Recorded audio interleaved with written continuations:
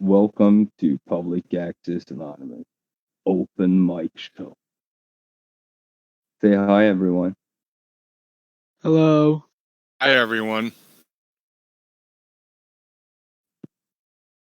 So, what's on your mind?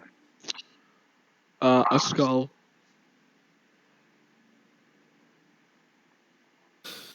Well, that would around it. Hopefully, not on it. Like not pressuring it because that might lead to some problems. True. Did you know that the Egyptians used brain surgery to alleviate pressure inside the brain? Yeah. Like And they drilled holes in people's skulls back in like 1700 BC. Brain surgery, the world's first. they also were able to, like, the way they mummified people was like cutting into them and like getting all their organs out and stuff, and then like salting them and wrapping them in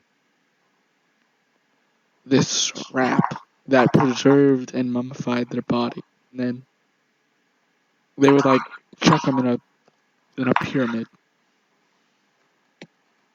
Pretty much. And if it wasn't for that, we wouldn't have great Hollywood movies like The Mummy. But Yeah. yeah, I guess we get a bit sidetracked here. We should tell everybody again that, of course, we're on live, and this is the open mic show, and you can jump on in if you follow the link in the description. So come on and join the show. Don't be shy. Don't be a stranger. Technically, we're all strangers, but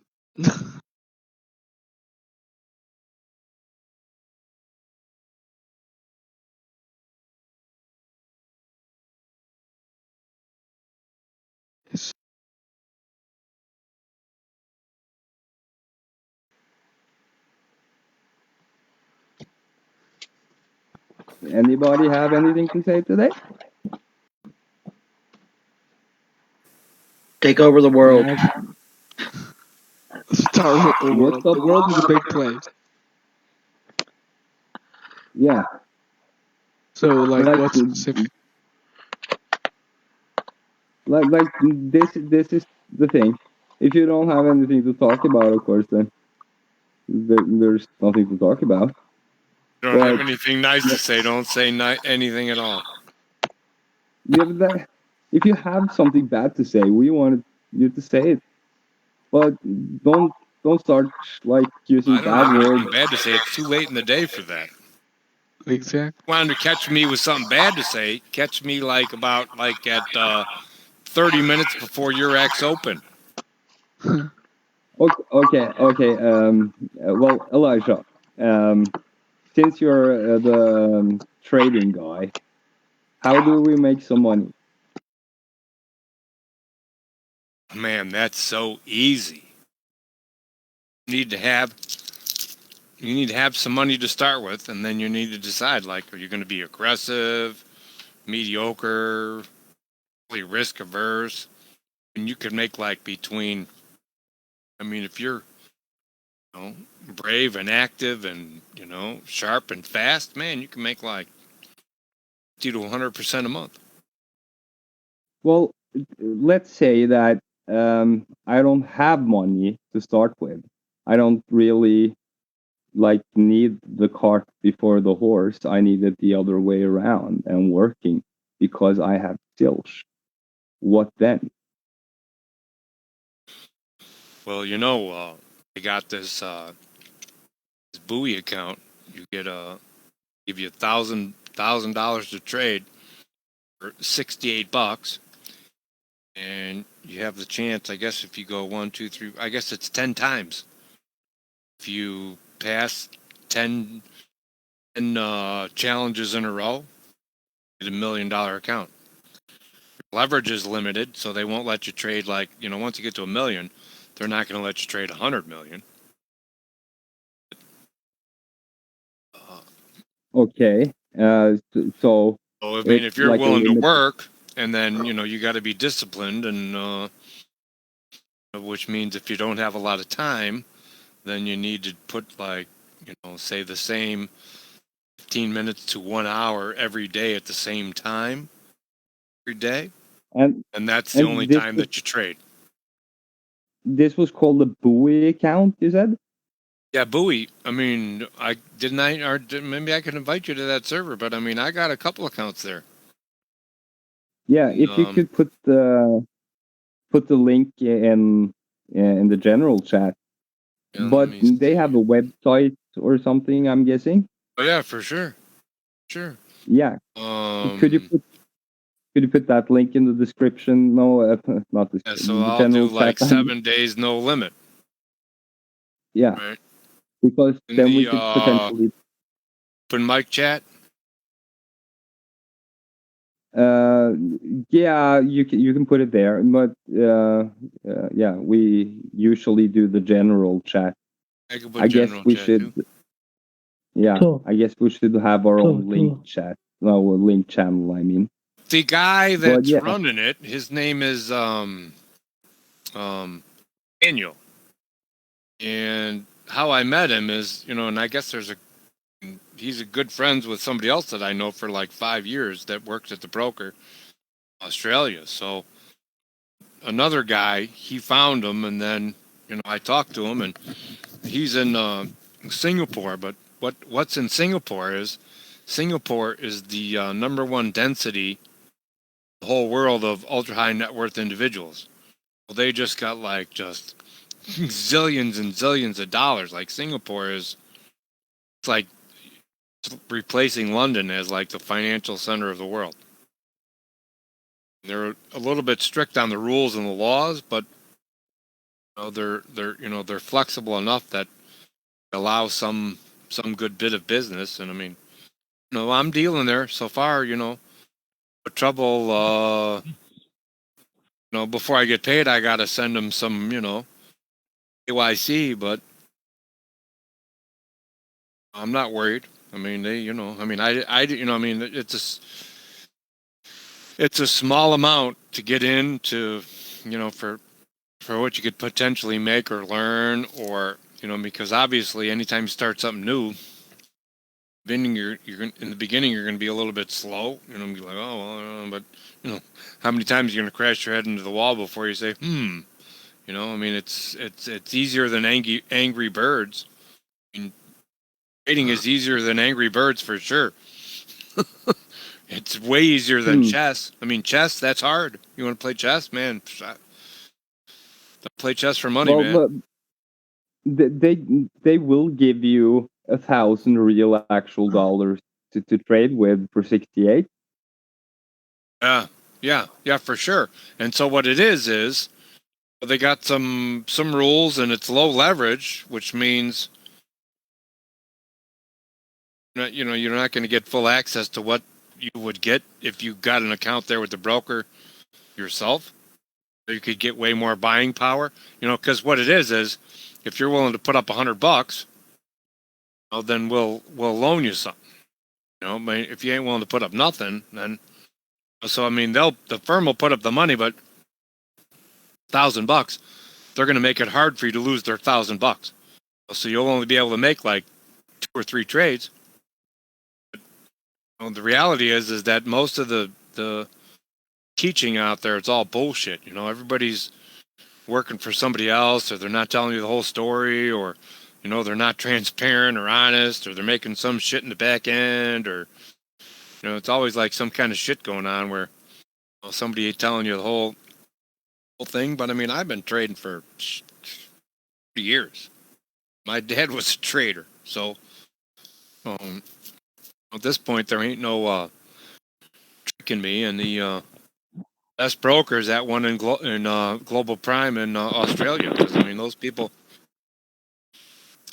they're just doing their business. I mean, they're not taking advantage of the ignorance of somebody else.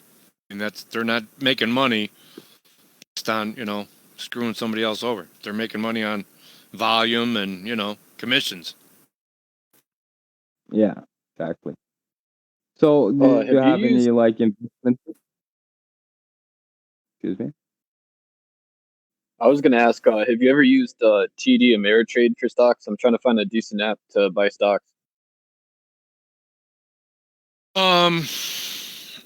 Yes, I have not, but I mean, I got somebody on my server, Dr. Bob. He has, for sure. All Was right. with them for a long time, and now he's using FX Choice, which I don't really like them. I mean, I got an account there, and I mean, I don't have any losers yet, but I wouldn't go live there. I mean, their swap isn't that great. I mean, for me, what I just do is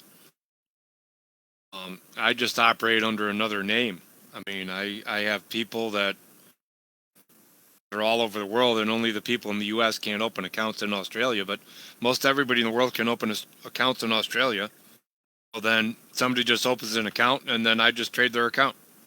And then we split the money 50-50, and I mean, I'm trying not to loan any money out, but I mean, if I'm covering my ass, so that means if I'm trading something, I'm half responsible for any losses I make. So if I lose $100, well, you know what?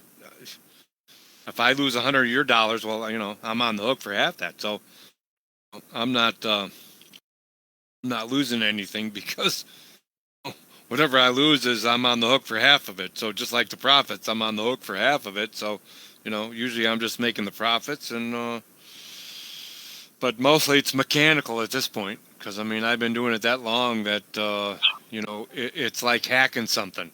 Once you understand the process and the sub process and all the possible deviations and what I mean, it ain't chess. The price can only go up or down, up or down. That's it. So you draw a couple of lines. I mean, it's not complicated at all. All right.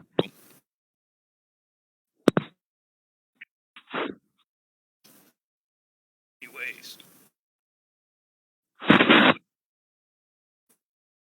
But in Australia, you can get 200 to 1 leverage. So Can you guys hear me? Can you guys Barely. hear me? I can't understand what. I was It's like scuffed and mumbled. Yeah.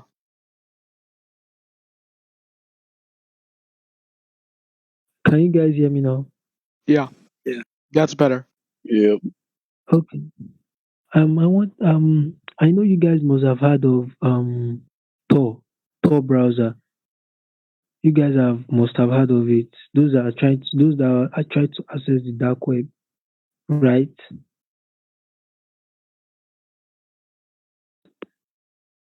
I've had Tor Trading browser via the before. Tor browser. Tor, yeah, Tor. The moment you I usually open use Brave, so they pay me the points. Hell yeah. I use Brave too. the moment you open the browser, you see something like donate. I was suggesting we create a concept like that concerning the PAA. What do you guys think?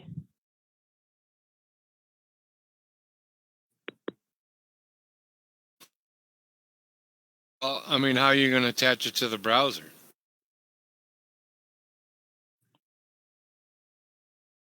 No, not the browser. We are going to create our own website with that column for donate. Exactly. So we are going to put in our daily activities, our feeds, our progress, and such activities on the website. But there must be a donate button somewhere there. And if there's any of us that need assistance, there should also be a column where the donations can go to for funding. What do you guys think?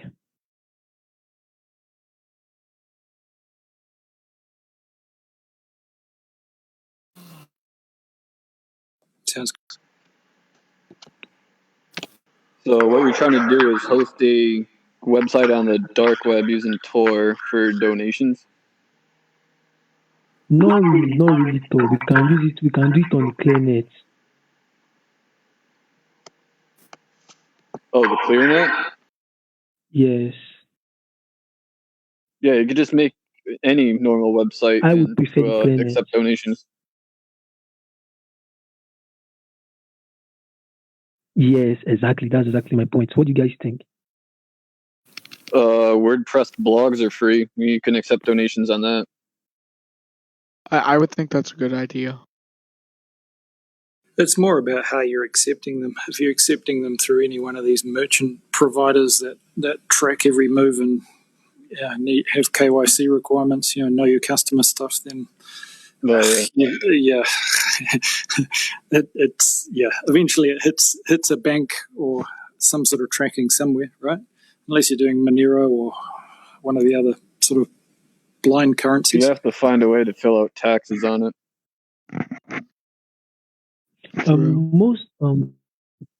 Most anonymous sites that do accept such donations, they make use of BTC, Monero, those links to accept payments. If you guys escrow too, if you guys understand what I mean. Yeah. I'm pretty sure Monero is still an anonymous coin, so you can probably get away with that. Yeah. What is the price? I haven't really been watching it. I feel it's a good idea. I really kind of just stuck there, ain't it? 277.68, right in the middle. Yeah.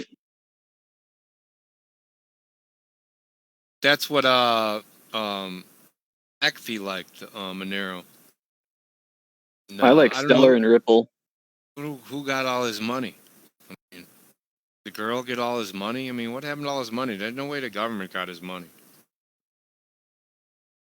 True.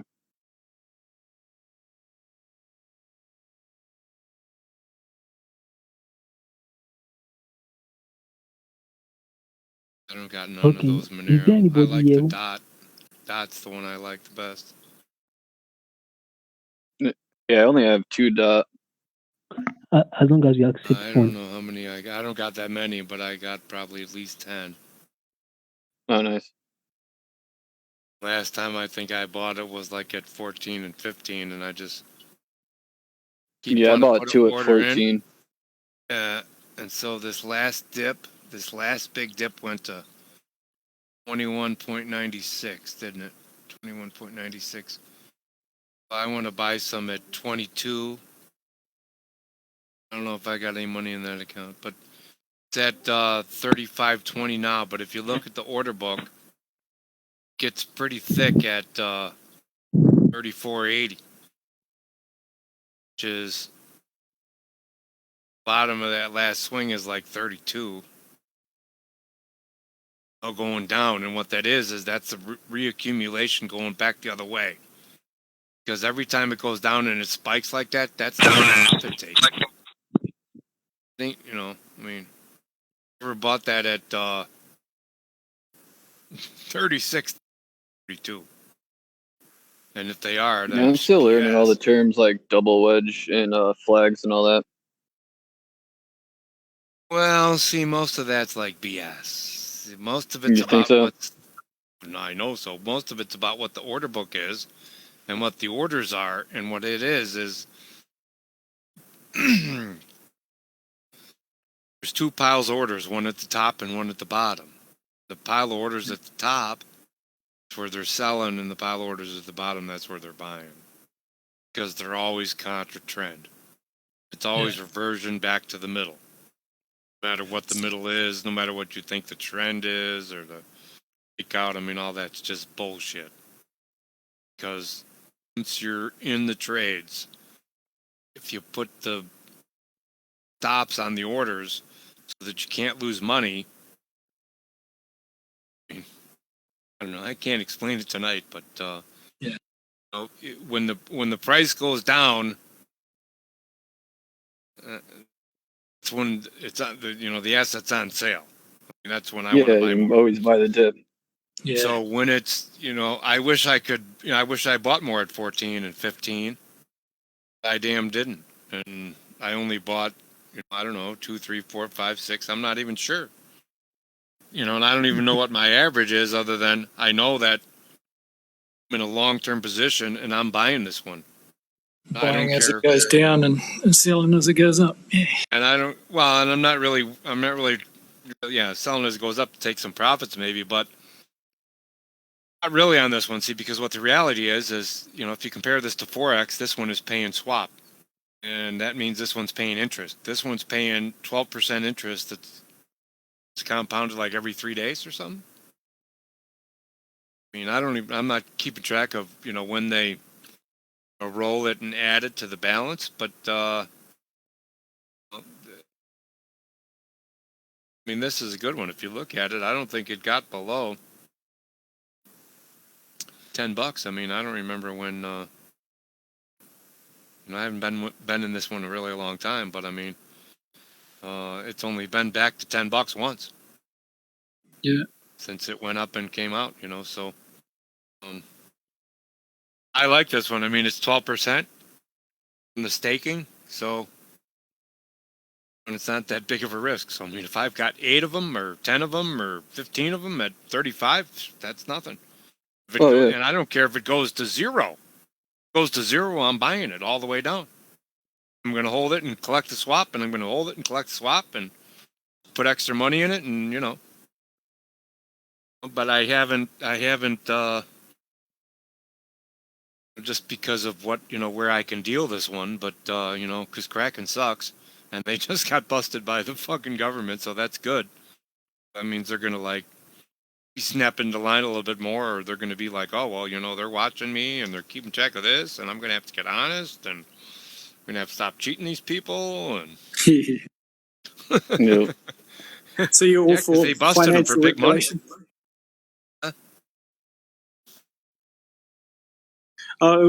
My experience. I mean, I don't own many crypto assets, but I set up a lot of the sort of channels when we were building Panquake, to accept Zcash and Monero and stuff like that. Try to build a financial donation chain that wasn't hitting any. Well, you go via. Oh, I don't know. I got booted off the island, right? Really? A lot of promises. We'll see. If it turns out anything like what I designed, then I'm all for it. But if it ends up controlled by a certain cabal, then maybe not. I've seen this happen many times where a great project starts with many different groups, including the Zeitgeist movement back in the day, where people would latch on to great ideas, package them up, and then run off with them and start charging and collecting money for them, while the people that actually put the ideas into action, into existence, walk away with nothing. Oh yeah, It's on Discord every day. I see that, but I think there's a lot of value in at least putting these ideas out there. At least sharing the idea of a private, decentralized, uncensorable network. If we could. If it could happen, then I'm all for it. And there was some really smart stuff happening. I really enjoyed talking with Bill Benny, ex-NSA. His reason he got booted off the NSA island was he was trying to make sure every transaction, every search, every bit of information recorded about a person was cryptographically keyed to that particular person, and you couldn't access that record without a cryptographically signed authorization that was tracked. And that was, in his words, 100 times faster than the searches they were doing. And it would create accountability. Oh, totally. Well, that's what they didn't realize. They were like, "Wow, this search is so much faster." Then they realized that it was the accountability, and well, you know what happened to him. He got booted off the island, and smeared and all the rest. But he's still around. Those ideas are still there, and that multi-dimensional encryption idea where it is unbreakable because every bit of information you add, you're adding another factor of 2 or more to your encryption. It's a cool idea, and if the tech gets implemented and open sourced as Panquake is promising, then fuck me, I'm forking that and I'm making that mine. It's just I've heard a lot of things about Panquake. I've heard good things, and then I've heard people were upset with the infighting that was going on around it. I Yeah, track yeah. of what was happening there. That's the problem, as you said, with many of these things. Once someone gets hold of something and they're willing to do anything to keep hold of that control and that power, is often where that corruption of the original ideal happens. And yeah, I lasted 2 weeks, speaking my mind.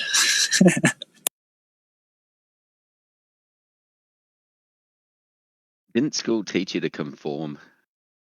Fuck no. Of the non-conformist. I'm pretty sure they kicked me out of school because I didn't conform.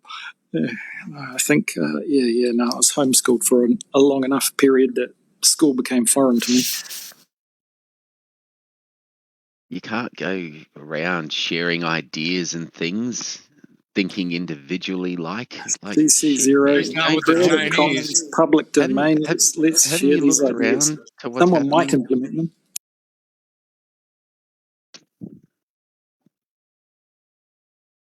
Yeah, well, there's someone always going to take your idea, turn it into a weapon, but heck, the idea's out there, right? Indeed. It will find its place. And sometimes these things take years. I remember talking to telcos literally 15, 20 years ago saying, from a public safety perspective, you already know where this phone is, right?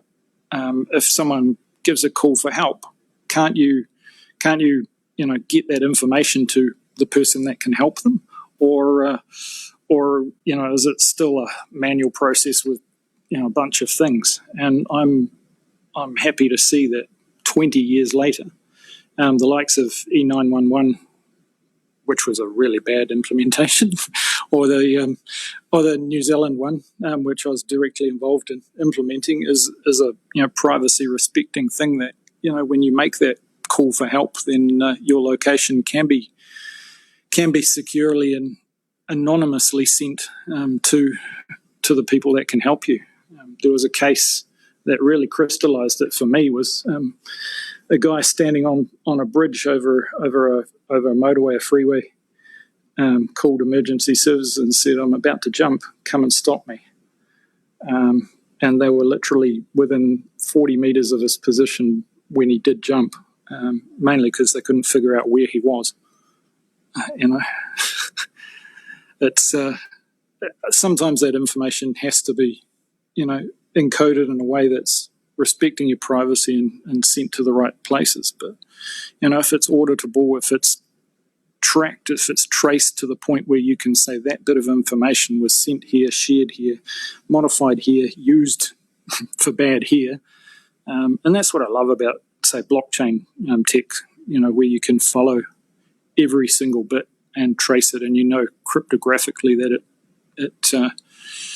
it's provable, it's transparent. But I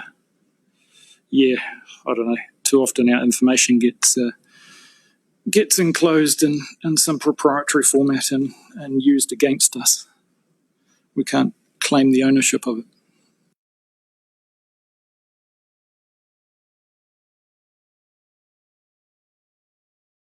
Sorry, I'm a complex beast. I shouldn't be talking most of the time. Why? The legal letters come. All good. What an open discussion is all about. Oh, yeah. Being able to openly discuss things. Just got to cage my words sometimes. Choose your words wisely. Oh, yeah, well, I'm sure nicer the wiser knows how to be a bit wise, but I'm still just sharing everything I come across with that sort of that young abandon of woohoo, this is awesome, you should see this. Oh shit.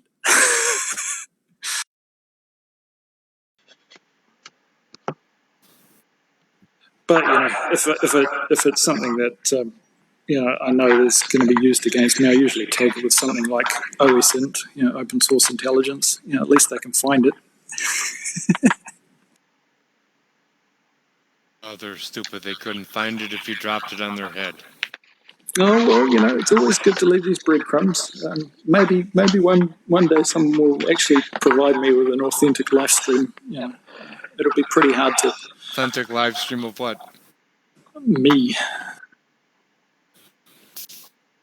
aggregate everything that is me to the point where you can't fake me. They're going to wait till you're gone, and then they're going to gather everything that's left, put it all together, shuffle it up. Oh yeah. I was actually talking about that this morning on the Internet Party Discord about creating a DAO or a autonomous persona that would encode your thoughts and wishes and just let that run. And obviously fine tune it to the point where it's doing what you want it to do. Can represent you even when you're asleep. Making a profit. That's right. It's that's what I'm doing every day. Oh well, okay. I'm not about the money, but if it could spread that good stuff, do that thing, then bring it. But yeah, Get it going. Even if just a little bit. To get it going somewhat. This one's $65. Anyway, I thought I'd drop in and say hi, at least get my voice print back into the system so they can analyze it some more, so they know when I'm next speaking. So they're going to send it to the Chinese, and then they'll probably get back to you next week sometime. No, the Chinese have already done the full biometric workup when I went to Beijing. That was good fun. I know, but they want to see what's new. Oh, yeah. Check if COVID's changed my voice print slightly. They're buying all that data. Anyway, just keep being real, guys, and girls if there's any there, but, keep speaking the truth. I think Kim.com said it and tweeted it the other week, if you ever want to change your life, just try telling the truth for a week. Yeah. It's a crazy time. Yeah. Anyway, all good. I'll be listening on Facebook, but can't speak without bandwidth. Good to see you. Nice to have you back. Hey, no worries. I'm always there, somewhere. Yeah, we can hear you, though. Oh, yeah, but, I have to pay for the privilege. Oh, okay. Catch you, though. All right. You light the stars, even though we can't see you all the time. You're always there.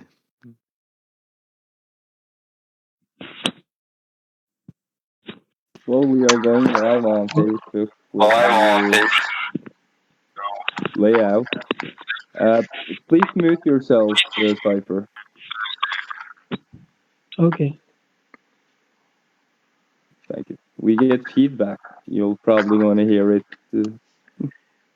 on live stream. But yeah, anybody listening who wants to join in the conversation, just click on the link in the description. So yeah, market stuff. Crypto. I don't know too much about that, so what can I say? Listening to Elijah was kind of like hearing Chinese for the first time. I only understood like every fourth word maybe, and I definitely don't understand how they all go together. Yeah, pretty much the same here.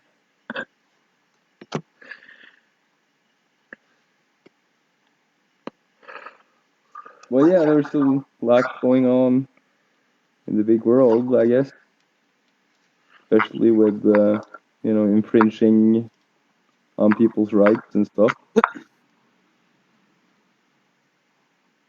Anybody have anything to say?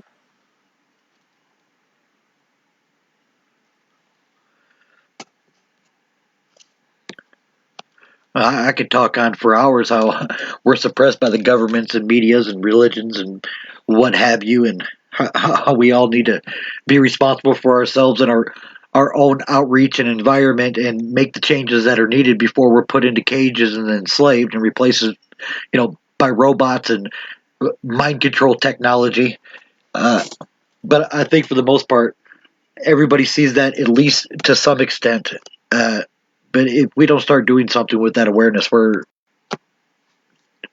I hate to use the word, but doomed. Yeah. Agreed. What do you guys think about China and Taiwan? Apparently, they held beach landing drills recently.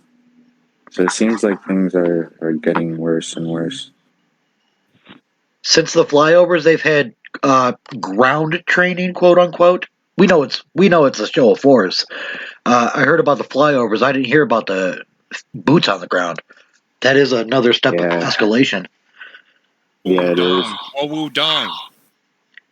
I think once they do the boots on the ground training stuff, it's already said and done. It's on its course. Unless it's a scare tactic, but then again, it's like, all right, why would you even waste money on that? You already know you could dominate them. Pull the trigger already if that's what you're gonna do.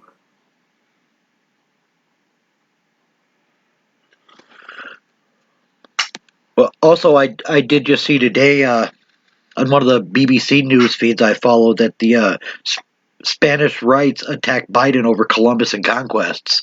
So now we're looking all the way back in history trying to say, oh, this ain't. Yeah, I mean, it's not new. I mean, we've been oppressed. The world the way it is today was not gained fairly with an open mind to the preservation of the human species, and I really hope it's not going to be a common household thing to preserve the well-being of the human species. I hope it happens sooner than later, because right now we're still at billions of people, slowly going downhill from that. I'd really like to see some changes in effect and moving in the right direction before we're down to 100,000 worldwide. Yeah, I think we have to establish the notion that, I mean, yeah, like I get it. Like we all come from different places in the world. Sure, we all have different cultural backgrounds and, things, preferences. But I feel like people have yet to realize that at the end of the day, we're all human.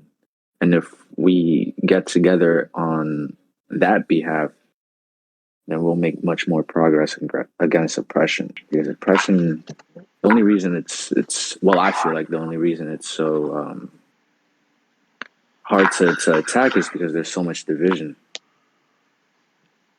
Yeah, and like Van keeps bringing up with the universal truths, if we just, can connect people with the simple understanding of the mindset that nobody wants to watch their child starve to death, and there are literally people somewhere on the planet watching their children starve to death. Soon, hopefully sooner than later. The information's out there. We all know that these giant governments and corporations. Same thing to me.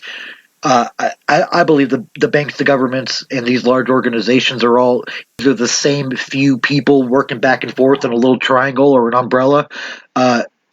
If we don't, as the people, rise above those concepts that have been in play for so long and start making positive change, that they're not going to do it for us. Because if they were for us, things wouldn't be the way they are today.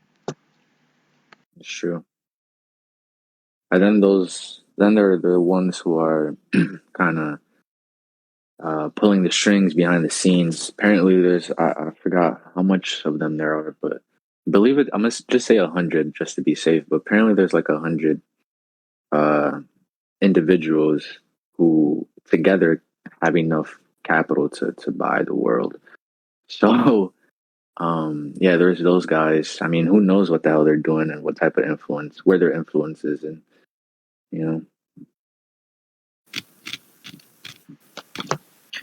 And we've got people at the top of this list, just Bezos for one, who's opening up a whole new company to try to eliminate aging. I mean, we got one of the richest men in the world already talking about, I'm going to invent immortality and I'm not giving it to you unless you can buy it for enough.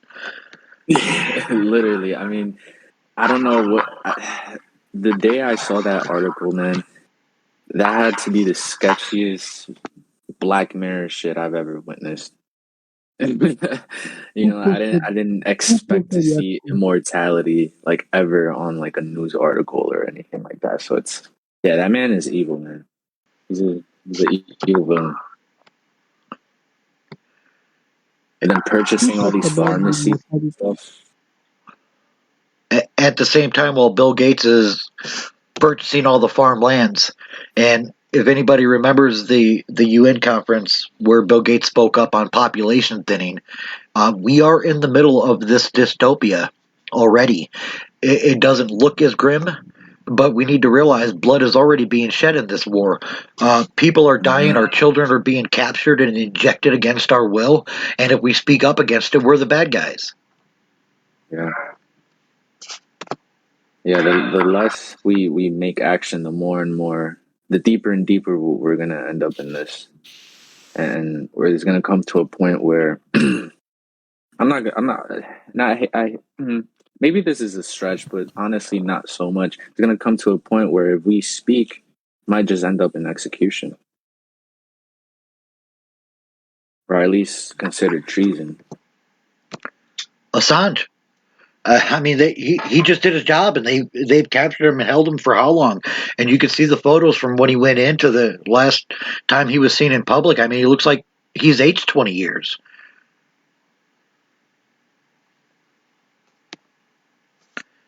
You're going to whack. And the amount of psychological warfare that's being projected against the people it's almost insurmountable at this point already.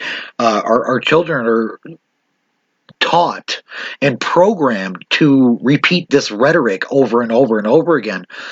And if you advance too high, you get stunted. If you go too slow, then you get special circumstances added to this and that. They don't want people smart enough to run the businesses. They just want people smart enough to hit the buttons on their machines. And that's just a small example. Exactly. And the masses have been, distracted yet again with another popular Netflix show that kind of represents current society. I really don't understand how they do that so fast. I mean, one of the main characters, she became Louis Vuitton's, what is it? I don't know, something director or whatever the case. And how is it that you go from a show on Netflix to gaining a job that takes somebody else 10 years, 5 years to get to, if they even qualify? So it's they're profiting off of the people not being awake enough. It's just they're literally showing society itself to these people, and they're just watching it and enjoying it. I just don't understand how they can't put the two and two together. Yeah, even Trump had his own, I'm the boss show before he was president, and all that was a huge publicity stunt to make his name and face a household name before running. Yeah. And then the security guards, the way he would walk with them and stuff like that. I tip my hat to him, though. He executed on that well. And even his impeachment, just the way it turned out for him. I mean, you kind of laugh and say, yeah, that he went well. That went how it should have went. But in reality, when you think about it, people are going to be learning about Trump's and his mishaps for forever now. So he basically won. If that was his goal, right? Because men are obsessed with making history, and we've been obsessed with that for centuries now. With conquering and all that crap. So, I wouldn't be surprised if these people are out here killing people in order to get their name in the book for the rest of humanity. Absolutely, they almost have to be. And I don't know who else caught this on the news just recently, and from my personal opinion, if you see some type of science or technology on a news today, then it's been in play for quite some time. They have these surveillance drones the size of a grain of sand that are active, and who knows where they are. Our privacy it's gone. Yeah, it's gonna get like China very soon, where we can't jaywalk without having some camera take a picture of us and then post our information on a public screen to humiliate us for jaywalking or whatever the case may be. Just like the speed camps. Yeah. Let me chip in something. You see, there are lots of activities that is going on presently that are done in the dark, but the media is a distraction for the people of the world to actually focus on what is happening. Most people don't know what is going on because the media present what they want us to know. They don't present what is actually being done on the ground. If you guys understand what I mean. So those technologies those technologies must have been in place for quite a long time, but nothing has been said about it. If anything wants to be said throughout the world today, the media is a very good place to start with. Do you guys understand? So whatever the media does not tell us, automatically it does not exist. But that is a very wrong intuition. If you guys understand what I mean. Yeah, I agree. And the way they kind of cater to that, right? The way they have fun with that, in my opinion, is by portraying what quote unquote doesn't exist in movies. You know, they portray it through entertainment to make people believe, oh, that'll never happen. Next thing you know, they get caught off guard.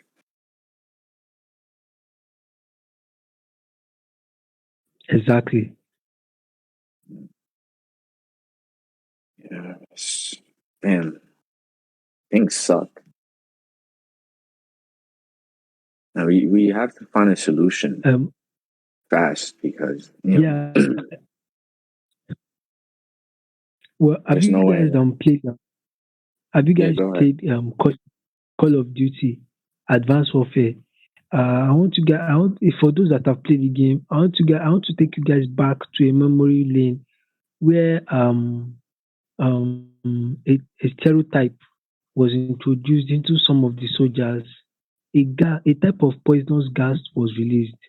If the DNA of the gas does not match with the DNA of your stereotype, you automatically get killed. Did you guys remember that scene? For those of you that have played that game. I didn't really play that game that much. That was the future one, right? That was when they came out with the futuristic stuff, and people didn't really like it. Yeah, I remember that game. Yes. Call of Duty Advanced Warfare. So they actually created a biochemical weapon, but that weapon can kill people and it cannot kill some people. Those that it cannot kill, it means the DNA must have been sequenced to fight against that biochemical weapon. There's actually there's a database where they are called Atlas. In the game it was Atlas, Atlas versus some soldiers versus Sentinel. I could remember. Atlas was the game maker. Then after some time they discovered that Atlas was actually fighting for himself, for his greed, for political power and political popularity. Yes, let me put it that way. So when the soldiers turned against each other, Atlas released a biochemical gas. Now that gas did not kill Atlas soldiers because their DNA was sequenced to fight against the chemical gas. But for the Sentinel soldiers, immediately they inhaled the gas, they died. I believe that such technology is in existence, but no one will ever disclose it yet because the media has not said anything about it. Yeah, 100%. The only time that I've seen such warfare tactics, I think it was 2 years ago. I don't remember when but it was recently throughout these current times. There was a grandfather and his daughter. I mean, his daughter, Jesus. A grandfather and his granddaughter. They were in, I think it was Paris or whatever. The guy was Russian. Apparently, he was a spy for the KGB. He ended up getting killed with the biological weapon. The granddaughter survived. I seen it. It was in the headlines for like a week, 2 weeks, and then disappeared. But yeah, that stuff is real. And what I'm fearing, what I have fear in most though is when they reach environmental warfare. You know, executing on earthquakes. Purposely done. That's and we kind of had a glimpse on that with Call of Duty Ghost. I'm not sure if you guys ever played the campaign or seen it, but there's a point in the campaign where a missile strikes, but when the missile strikes, literally the entire world just, or not the world, but the setting, just a big ass earthquake. So I don't think we're too far from that spectrum either.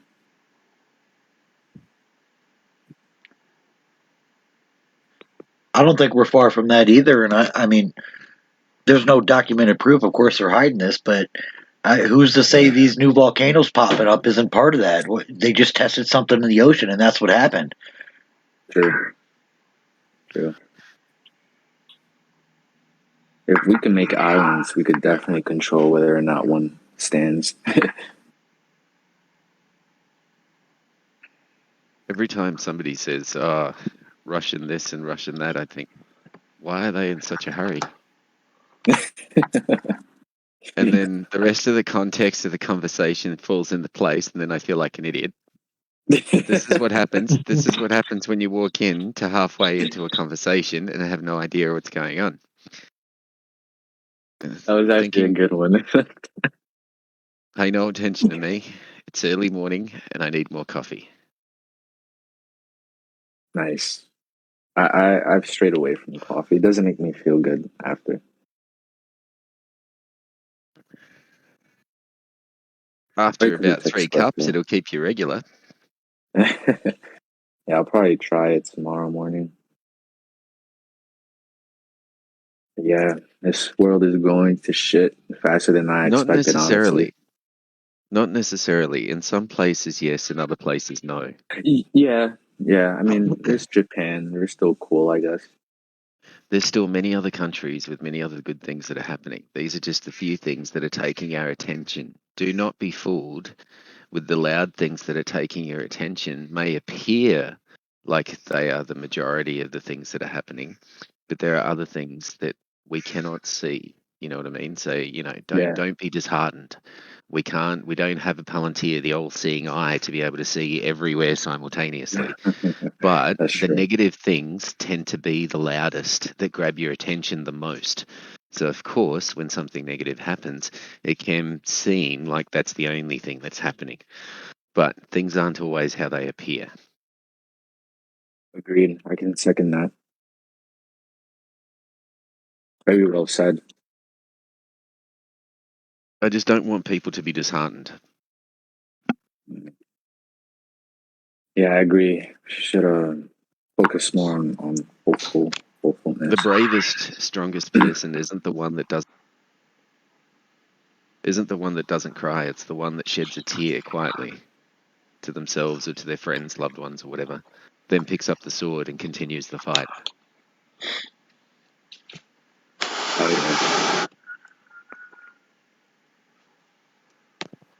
Which brings us back to that call of arms. If the crying is done, we'll cry again later. Let's start putting these positive things into action, and 100%. I think that's what's left. Really taking this to full throttle. How it was before the snitch.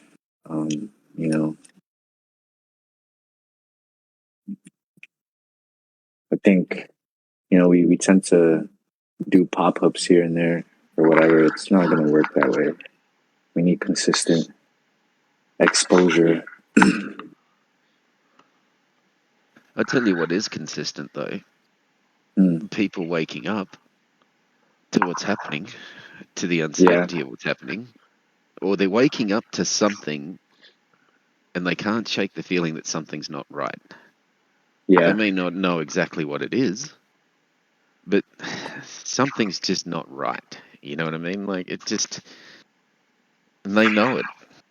Yeah. Well, it's... I was... Go ahead. No, I was just going to say, you know, like, there are a lot of people waking up. So, you know, these conversations of exchanging ideas, discussing things, gauging how we feel about the things which we haven't been able to discuss with one another. Little changes, little conversations like this do hold more meaning than what a lot of people sort of tend to put on it. We get to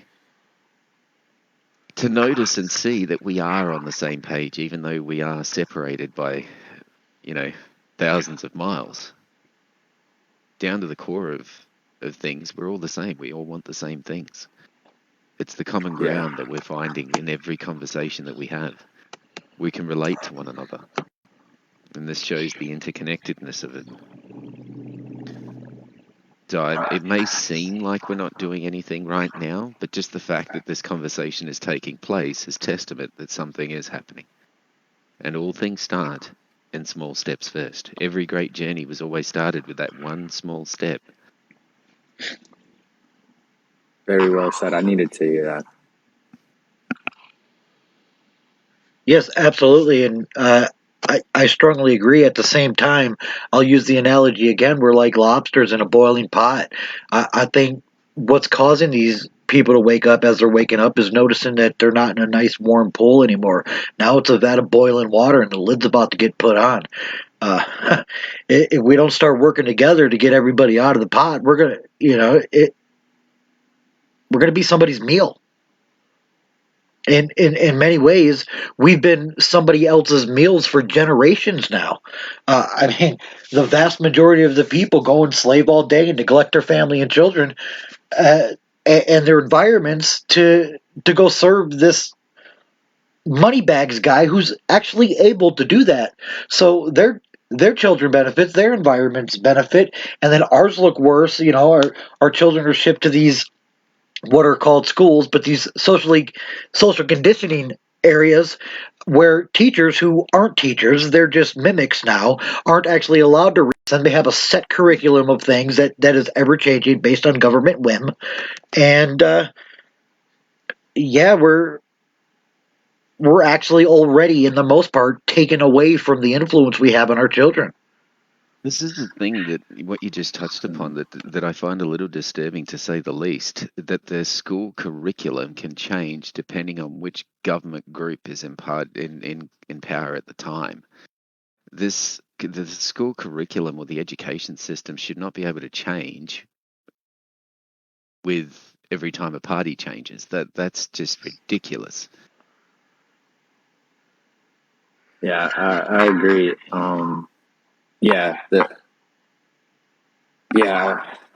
There's not much that I can say on that, but I can say there's, the educational system is definitely one of the most negatively influenced systems that we have. And it can be dangerous for the newer generations. Luckily, we have these newer kids, kind of on the same page that we are, more or less. But, if we don't if we don't do anything, then it's just gonna not work the way we want it to work eventually, if that makes sense. It's almost like we have a last strike effort, and we got to hit it right, or that's that. Yeah, I think. Yeah, I mean. Oh gosh, I don't believe it's the last strike. Never. But there is definitely, I do definitely hear the clock. Don't get me wrong. Yeah, it's not over until 5 motions after my death. For me, they say a true warrior is the one that can pick a single motion to perform after their death. I mean, I that's where I've been banking. Hopefully, I get 4 or 5 steps. Yeah, man. But it's squeezing in. I mean, I'm just a regular guy who owns a little piece of land, and right on the outskirts of county and city. And when I go to have a fire in my backyard, I get harassed by the police. They don't stop and say, "Hey, so and so, what's going on?" No, they walk right on my property, and then I have an armed assailant on my property. So, how am I really supposed to conduct myself here? Should I understand that you're violating my rights and you're trespassing on my land, and do my due diligence to protect my home and family? Or do I just accept the fact that it's a quote unquote authority figure? I do not authorize that, by the way. Accept the fact that it's, an authority figure coming to make sure everything's safe. Like, I've never believed in that mush brain, they're here to keep you safe shit. If that was the fact, you couldn't ever see something like, stop, I'm not breathing. That wouldn't happen. Right. They would still be offering peace.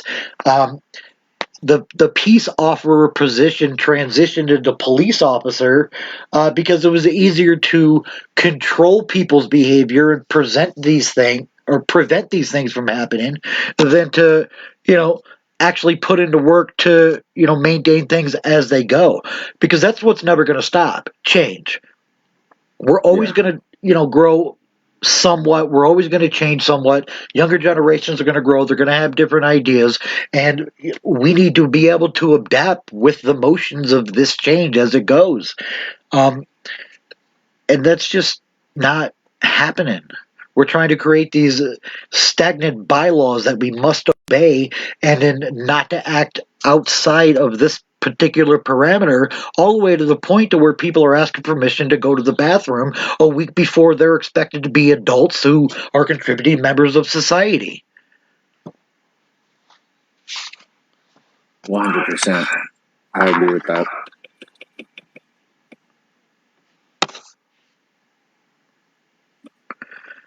Yes, be vigilant, be patient. Don't, run up and stab the local person you don't like. That's insane. The insanity is part of the problem. And people will hear the most radical idea and not understand it for what it is because of certain labels. Like, all I'm talking about here is connecting people to the point to where we understand somebody's still starving to death before we eat. And what are we doing about that? I don't have the resources to do that, but publicly, if we look at these things, like every single one of us, I mean, people have been traveling over the world for generations now. I'm sure you can pinpoint how you're an heir to somebody's fortune, and then you can pinpoint how we're all heirs to everybody's fortune. And that's what the whole concept of freedom and sovereignty was about. Like, this is for all of us, but it's not being done that way. The very few are taking everything over, and now the many are suffering.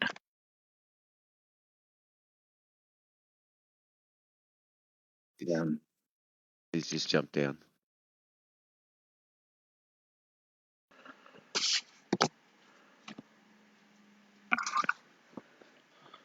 So yeah, what can we do is aware, responsible individuals to spread the concept of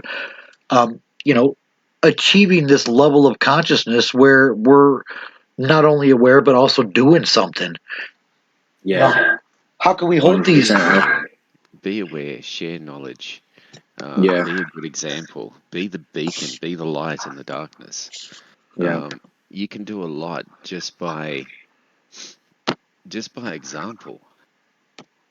100%. And discussing, talking. These ideas have a way of traveling on their own. You just have to sort of be in the right place at the right time and share them. The rest will take care of itself. The truth has a way of, moving itself around just as lies do. Well, here's another That's pickle. true. Here's another pickle we're in because of this. I agree. However, now, legally, I can only go to so many places because I'm not going to take their poison. I will not get injected. I will fight for my life. I will fight to the death. That's not going to happen. So, in order for people who understand these things enough to stand up against them, we are now restricted in our movement, in our word, in our voice. Wiser, there's one thing that you're not accounting for here. And look, if I wasn't accounting for this particular little fact, I'd be freaking out too. But the downside of this is that we know that the vaccine is injuring people. There is no if, buts, or maybes about it. The healthier you are, the less chance of you showing the symptoms of it. So, some of these people will take time to show the negative side effects of the vaccine because they're so healthy. So it'll take them until, their first booster, second booster, maybe third booster, depending on their health. But all of this is adding up in the background. You know what I mean? While we're being told to leave places or told we can't go places, in the background, this damage is still adding up. You know what I mean? And that can only happen for so long. So what I was saying is that there are tides within tides, beneath tides, on top of tides. There's things in motion and in play all over the place, from all different directions, from all different people, from, you know what I mean? Like, there's so much at play, it's hard to keep track of it all. But trust me on the fact that this will catch up on itself. But unfortunately, as cliche as I'm going to sound again, and I hate doing this, everything takes time. So we just got to be patient with not being allowed to go to a restaurant. You know what I mean? For me, it's easy. So really, I can't speak. I was hermiting before it was fashionable. I was doing it before the cool kids were. So the fact that I'm not going anywhere, and I'm not allowed anywhere, doesn't bother me because I don't go anywhere anyway. So it's not really affecting me. And to get to the shop and to go inside the store, all I have to do is put on a mask. But as soon as I'm out that door, I take that thing off. So, it's patience. Things may appear to be bad, but things aren't exactly as bad as they appear. Things aren't always as they appear. Just as things sometimes may appear to be good, but not really. Well, in this case, things may appear to be really, really bad, and in some ways they are, but in other ways they're not, and things have yet to play out. Yeah, unforeseen things. Yeah, that's true. That's true. And I say that because there's different times and there's different situations that kind of define that what you just said.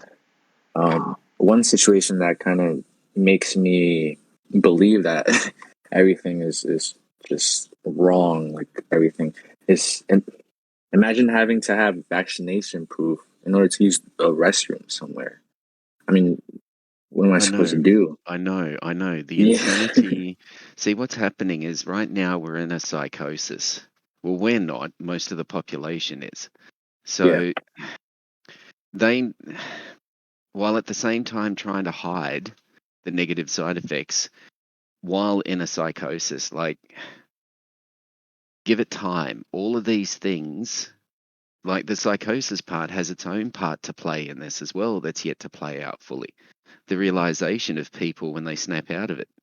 I mean, there's a lot going on at the moment that time will basically sort out. We just got to keep doing our part and doing what we feel is right. You know what I mean? I'm not saying that we sit back and lounge around and just let things magically fall into place. No. Mm-hmm. I'm saying, we still do what we feel we should do. Don't feel too overwhelmed. Don't feel, rushed, but just go with the flow. You know what I mean? Talk to people, share your information around, fact check your information. Right. Do the things that you've been doing, because everything that you've done in the past so far has led us to this point. And that's my exact point in saying the meeting of the minds, the ability for us to reach several countries just by 8 people in a chat group. True. And you know I what I believe, mean? Like, yeah, what you're saying is very true because, especially when you look at what these current stupid leaders are focusing on. They're so focused on competing and profit to the point where we're going to have our chance to fully execute and just fully change things for what they should be. I mean, quite frankly, there's another thing that's still yet to play its cards too, is this transhumanism issue and the legal bind of anything that's genetically altered is thereby owned by the company now. Where do all of these people stand now? The fact that they've been genetically altered by Pfizer, does Pfizer own them now? Because by the law as it currently stands, that is actually what's taken place. Whether you want to look at it or not, it's going to have to be addressed eventually. Right. Then we're going to look at the fact that, well, how effective were these vaccines compared to the damages? Eventually, that's going to have to be looked at. Yeah. How many people died of the vaccine and how many people got damaged, as opposed to how many people actually died from COVID and actually died from COVID, not with COVID? Yeah. Yeah. It's it's funny because I God, I love her so much for this. But my mom, she's 60 or whatever, and she if she knew English as good as I did, she would be in this chat with us too. And one thing that she told me, and when she said this, there was so much distress in her voice when she said this, but she was telling me like, yo, back in DR, we were living up to 100 fucking years just using our herbs from the ground and stuff, and she comes here and everything is just take this vaccine, but just know it'll give you this, it'll cure this, it'll give you this and that, and so on and so on. So it's like I feel like we're in a bowl of spaghetti right now, and we're trying to find the last meatball. The last meatball is. I feel that we started with capitalism, and slowly it's decayed to a predatory capitalistic system. And it has tainted and affected everything and corrupted everything from science to education to medicine. And eventually it's going to go into an authoritative state. It'll have to, due to all of the problems that it's caused. Right. And them trying to keep order while trying to save face in the face of overwhelming evidence that it is predatory. They will try and say no, this is just capitalism, the free market, and we'll try and sell it as this pretty picture that helps people and doesn't actually take advantage of people or step on people. They'll try and paint it completely the opposite way. For every one that makes it in a predatory system, there's 200,000 that lose out as a result of it. Because in this system, for somebody to win, someone has to lose. Yeah. Yeah. And not just one person, multiple people have to lose. Because when the music stops, there's always never enough chairs with this money going around in circles in the debt-based system. You know what I mean? There's never enough chairs. So when they cash in and call it all back, and you've got to pay it all back, that's when you realize, shit, there's not enough chairs. Someone's going to be out on their ass. Yeah. 100%. And I'm surprised. I'm surprised. I'm not sure if you guys saw that. What's his rank? Lieutenant Colonel. What is that from the Army or the Marines? Well, whatever. He's in the military. and he spoke out against his his, I don't know, higher power people. Superior officer. Yeah, there you go, superior officers, basically stating what we've been talking about in this chat, more or less, Which, if you understand abuse. the chain of command, Yeah, that's a big deal. yeah, it is. So And you'd want to be best friends with your superior officer, right, and be able to speak frank with him. You know what I mean? Like, mm-hmm. before you And attempt shit like that, because yeah, the he's rest, been jailed, well, the rest So of your stay under this guy's command is going to be shit. You know what I mean? Because that's exactly what you're going to be cleaning is the latrines. yeah, Because and you'll be I just reminded to respect the chain of command.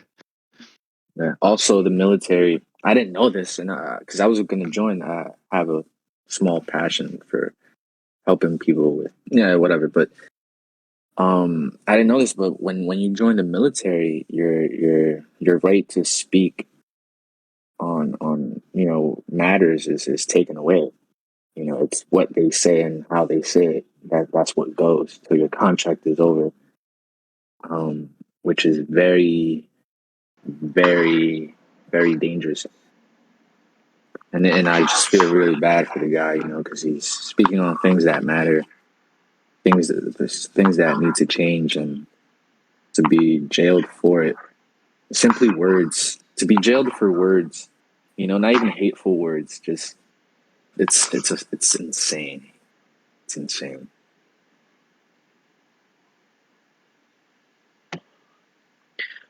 Well, I gotta say, Van, I agree with the last statement you made from a middle of the road perspective about capitalism and whatnot, but I think it's important for us to all understand that that's just another cog in a machine that was built well before capitalism. When, you know, big armies started taking over little armies, the concept of making sure everybody eats and was fed is not there. A group of people literally came through with swords and took over this world we live in. And we've been compromising our own beliefs, our own morals, and our own educational understanding about facts from day one. I mean, you're a brilliant man, and you said it yourself. All I have to do is put on a mask to go do this. You are choosing to conform to their rule in small little amounts every day, and no matter what you do or how you do it, is tainted with that. And we all are. Yeah. I feel like I'm doing the right thing. I've just had some news come to me through my information sources. It appears that Serbia in Europe is being pressured by the US for accepting the Sputnik vaccine over the American versions. And America is saying to Serbia that you can't be friends with Russia and us at the same time. You need to pick sides. And Serbia has now said, look, with our panel of experts and so on and so forth, our doctors and physicians and our university has looked at all of the vaccines side by side, and based on the safety, they've chosen to go with the Sputnik. Now, I'm not very familiar with the Sputnik vaccine at all, but I know it's not an mRNA one. I know that. It's that one and AstraZeneca that are not mRNA. Exactly what's in the Sputnik, I couldn't even begin to tell you. I'd have to go and have a look at it. But yeah, right now there's some interesting politics being played around the vaccine and whose vaccine are you going to use. And remember the contract that Pfizer makes you sign before they'll even deliver any doses to your country. And that is that you have to first identify that this is an experimental treatment and does not guarantee any results. That's at the top of the page. And then as you go down, as you read further through it, you accept the responsibility to protect Pfizer from any and all legal action of damages, manslaughter, and so on and so forth of any sort. You know what I mean? Like, it's you as a country have to shield Pfizer from any sort of upsets. Now, if you're so sure about your product and so certain that it's safe and effective as you keep claiming, why put this in the contract? Right. You don't. Not if you're sure. And it's all about politics. Yeah. This is about money and politics and nothing else. And everyone's being played. Now, I'll tell you what is happening with the research side of things. This mRNA that we're being tested on, it's actually a platform.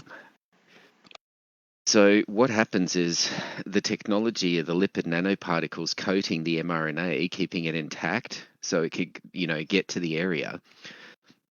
The platform of being able to plug and play any kind of mRNA into this system and deliver it. So this time around, it's a mRNA sequence to cause you to, or to try and cause you to produce the spike protein. Next time, it might be something to stop the mutation of cells within cancer. But the delivery system is still the same. Are you with me? It's still the lipid nanoparticles. So what they're trying at the moment is a delivery system on a mass scale, but later on, once it's ticked off as safe, they don't have to do any more testing because the only thing that they're changing is the mRNA. The delivery system will remain the same. And this particular vaccine, the COVID Pfizer shot, just from Pfizer alone, I'm not sure about the others. This is one of 30 plus experiments that are currently underway that have mRNA technology in use. And the same platform is being used for all of them. It's just that the others that you're not hearing about are specifically targeting cancer treatments, because this mRNA research was basically looked at from the beginning as a possible cancer cure. That's what actually started the research into it.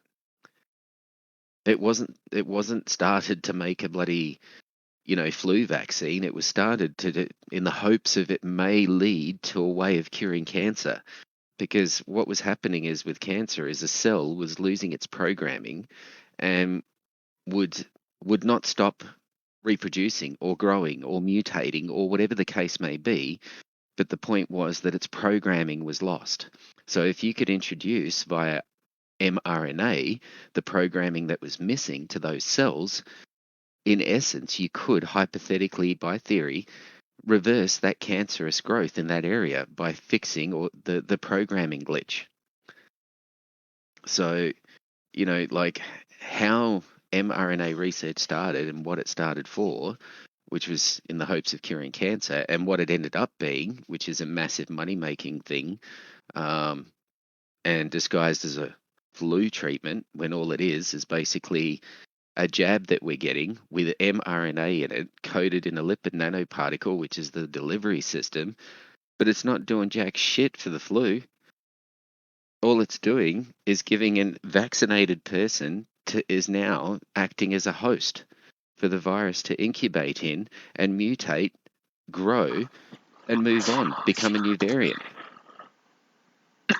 And this is how the variants are being created. Now, this is just my understanding of everything that I've researched so far and everything that I've read from other people that have researched in the same areas. So, I've been slowly sort of trying to piece this together. And as I said to you guys before, studying this corona stuff, honestly, I feel like I've been going for my doctorate. I feel like I should get like a prize or something, or a ribbon, or at least a badge or some shit, you know what I mean? Because at the moment, my head hurts. Like, I'm not a doctor. Yeah. but I know more about it than the person giving the jab. I think You, you're. like, That was some overwhelming information just now.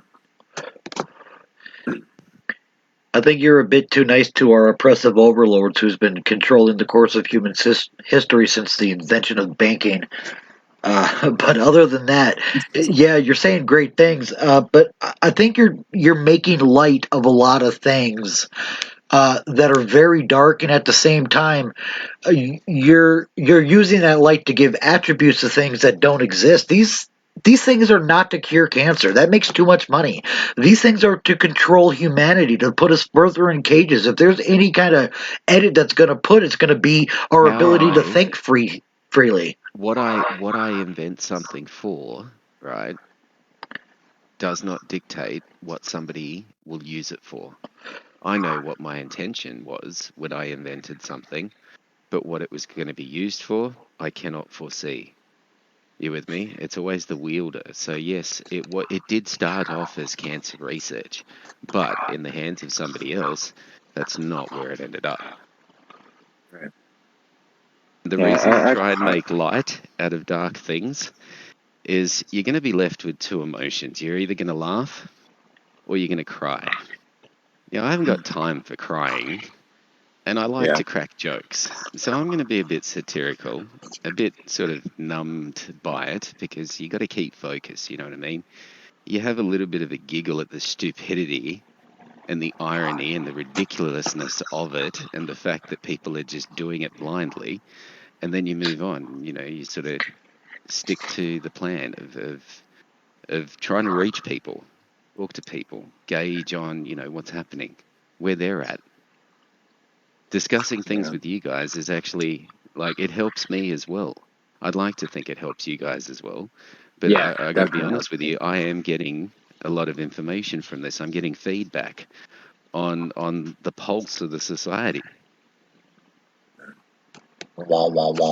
Yeah, absolutely. These are very engaging, in-depth conversations that, you know, I've not seen the likes of anywhere else at any other time. I mean, half of me, like, sees like we're all in a little hut together planning you know, the American Revolution and Paul Revere's ride, but, you know, digitally. I mean, this may be, you know, the origins of that type of meeting in a positive way, hopefully without all the bang bang. But this time around, there's no one blocking the entrance of the pool, and the pool is open to everyone, except this group is collecting in the deep end. Wise, I think instead of bangs, we're gonna be just a bunch of clicks of the enter button. Yeah. Seems like that's the future we're heading into. 100% cyber, you know. All I know is that whatever the future brings, we have to be ready to adapt to the new circumstances and evolve with them. I agree in part, but I also believe it's our responsibility to shape the way we want to see things. There needs to be more action and less acceptance. There needs to be more, wait a second, I'm not going to do that because that isn't right. Then there is, well, I only have to do this to be able to comply.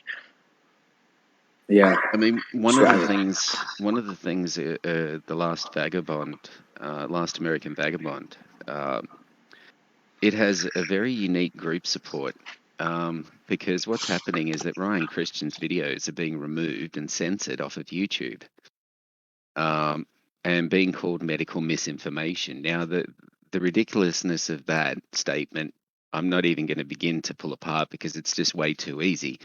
But the community's coming together, and each time an account is deleted, so, you know, Ryan can't stream his show, one of the supporters donates their account or creates an account to be used as a streaming platform so he can keep getting the show out.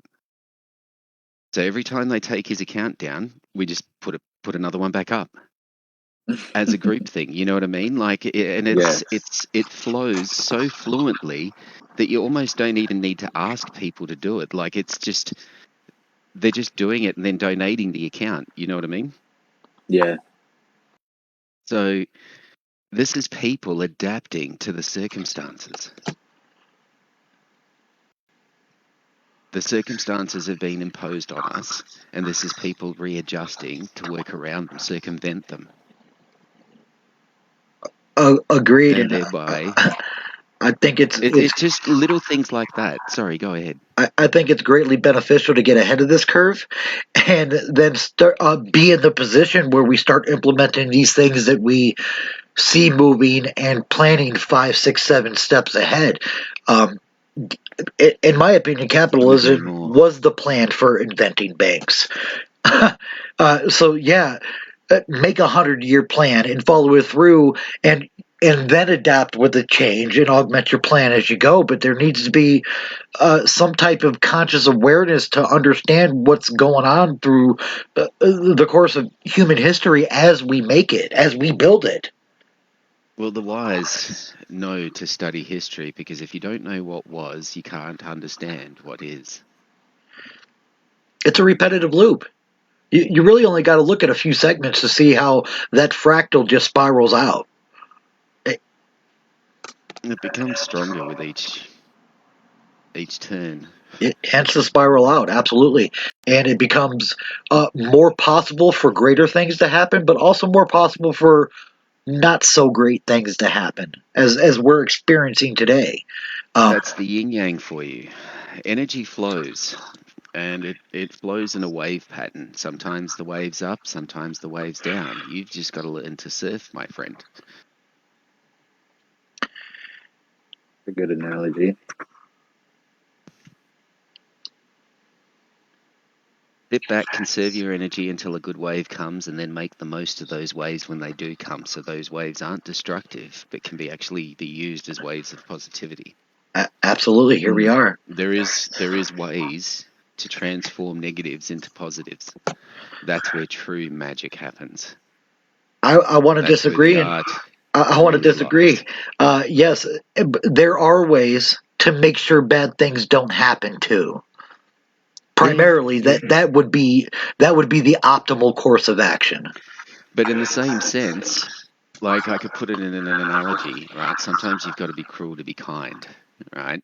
If you constantly keep picking people up, they will never, ever learn to pick themselves up. So one day when you're not there to pick them up, who's going to be there? You know what I mean? Sometimes you need the wisdom to be able to sit back and let things happen. To a certain extent, yeah, but I think the wrong things have happened so long now. The hard part is knowing when to do that. And this is what I mean. When you've been watching for so long, seeing negativity for so long happen, it's hard not to act. I'm not saying don't act, but also, trust your gut. I mean, some people have their own lessons to learn, and you have to let them learn them at the same time, as sort of be there to catch them if they fall. And occasionally, sometimes, if the fall's not that great, step out of the way. Give them a chance to brush themselves off, pick themselves up. Because once they learn to pick themselves up, they can then teach others how to do the same. Agreed, and at the same time, we've been smashed down for centuries. I understand these things I'm saying are just second nature to me, and I also understand at the same time the average person can't hold a conversation with me for more than 10 minutes, and it's not their fault. It's really not. They not only themselves, they have been pushed down for hundreds of years, but their great grandfathers have been stunted on their ability to reach their next generation, their next generation, their next generation, and here we are. We're like mashed potatoes already. Yeah, quite honestly, I don't think it should be allowed to deal with yet another politician in the next 4 years. It would be absurd for us to allow yet the same thing to happen yet again, yet for another 4 years, and forever practically, because that's just how it is. And what we touched on before the last call, you know, there are good people in these systems, but they are outpowered, and they will stay there for as long as these people stay in And this power, is even after they die. You know, this they're is one of the trusted this is one of colleagues. the things that I was sort of getting to. We pay a lot of attention to the guy that's going to spend 4 years in the White House, but we ignore the congressmen and women that spend 30 to 40 years in Congress. Yeah. I'd like Now, to. we've got a lot of corrupt people in Congress that need to be weeded out and replaced with actual guardians. And when I use the term guardians, I mean people that, you know, actually give a shit about others Exactly. and Yeah. not just pretend to. Yeah, because ultimately the president only has a voice over the military, and what happens with that. Everything else he has to go through Congress. So he's really a puppet, or she's really a puppet. He, she, it doesn't matter. It's an Yeah. acting position, which is why actors and reality show hosts tend to fill it the best. Right. Take a And then moment to welcome our new guests. Feel free. This is your show too. This is for everybody. Open mic. Speak up. Speak your mind. Nice seeing you here. Great to have you. We're If more. there's anything you'd like to put on the table to discuss, by all means, feel free. It's all Anything. unscripted, unrehearsed. So you will get moments of, I'm not going to call it uncomfortable silence, but you will get moments of silence. You know, we Those are moments working of on a cricket silence. noise. No, those moments of silence are just when we're all deep in thought of something great being said, right? True. Yeah, you guys are going to have to cut that out. Well Because put. you're ruining the podcast by just stumping people like that. So stop it, Wise. You know, we have to worry about our state politicians as well. Just starting local, local in our own, and then local in our state. Those are where we need to start putting guardians that will have a greater impact on our politicians that sit in the aisles. True. But how can we go about that? Because, for example, how can we go about that successfully, or just, you know, fluently? Because you look at New York, you have what's her name, that pretty girl. What's her last? Ocasio or whatever. You know what I'm talking about. She may have good intentions, and she may be in the right Cortez. place. Well, it seems. Let me rephrase it. It seems like she has good intentions, right? Whether or not she has, I'm not sure yet. But That you know, Cortez lady. yeah. There you go. AOC. Yeah, AOC. There you go. So, you know, Yeah, no, I like she's her. in the right I like place. her. Yes, I like her too. She's in the right Unfortunately, place. I don't know if she is used to the level of manipulation that is within Congress. I mean, Congress Right. is a den of vipers, Yeah. and there are, you know, the wise old snakes amongst them, but most of them are vipers with forked tongues, ulterior motives. That's what I was gonna touch on. You know, there's her, and then there's Candace Owens. You know, who just destroys her every single time. So it's like, Now, Candace Owens, she is, the stuff that comes out of her mouth, I find hard to listen to sometimes. same. But she is adorably cute. And I'm caught in this dilemma of, you know, sort of being attracted to somebody that you sort of find painful to listen to. Yeah, Like I feel that. It causes my brain to hurt, and I just have to step away and ignore that woman. I'm sorry.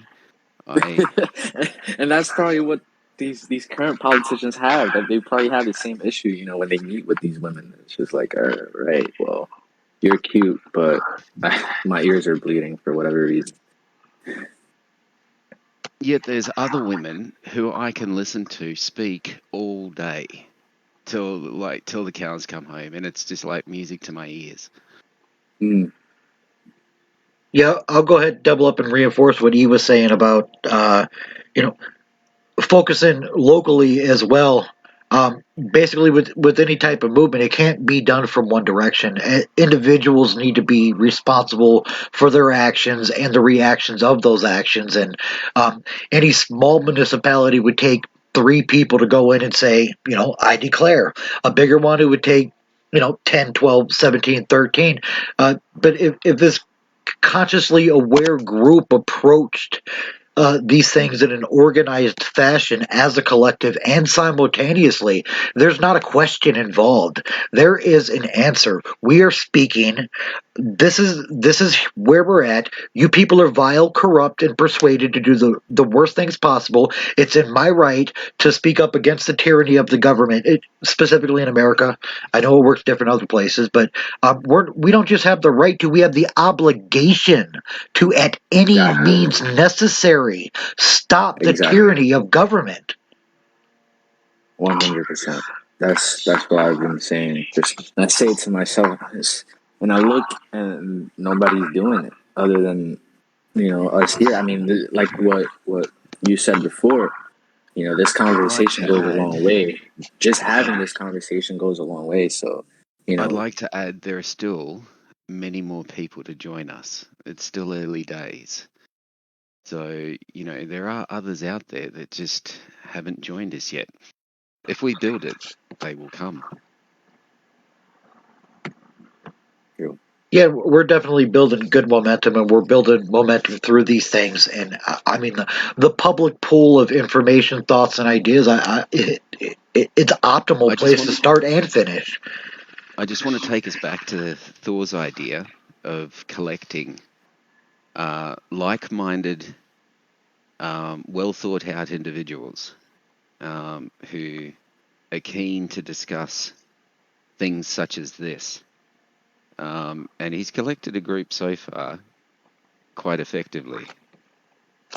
I've been doing the same thing as well, and each of you guys in this channel will know others that you have these conversations with, that you can invite and you can sort of bring to the table to increase the repertoire of the group. Because with each new person that joins this group, increases the experience of the group, the knowledge of the group, the talents of the group. The collective grows and becomes stronger with each brain that's added to the collective. And this is what Thor was trying to create. This is what I've been trying to create for many, many years. And I've collected many people over the years, many of which I've yet to bring here due to life being so busy with the pandemic and circumstances, families, and so on and so forth. Not all of them can make it here at the moment. Yeah. So, I understand that there are circumstances which sort of, dictate the difficulties that we're facing. Yeah. But just a reminder that there are a lot more other people out there than what you think. That's true. And I know many, and here's the thing with those people, right? It's like, okay, we can have the conversation, but are you willing to execute on those conversations, right? For example, I have a friend who he'll share a post on something against tyranny or whatever, I forgot what post he posted today. It's something going on. Oh yeah, the Native American thing. Like, he posted that, but I can promise you he will not be willing to execute on the things that he kind of goes against on. But he's still throwing out the seeds for thought for others. So he's throwing the ripples out, right?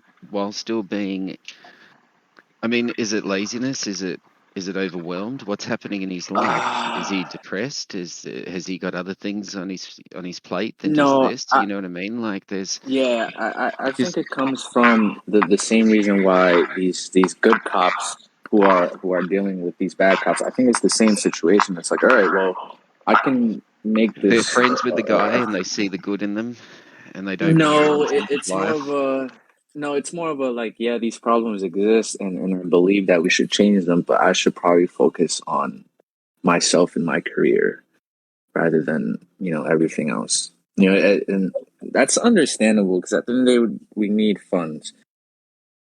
But It's how long interesting can? that in a Yeah, capitalistic society, you're encouraged to focus more on career than right and wrong. yeah. That's yeah. These That's are the these are problem. the subliminal messages that are instilled in a society, right? When its political system is aligned in a certain fashion. And Hmm. this is I don't think it's widely understood.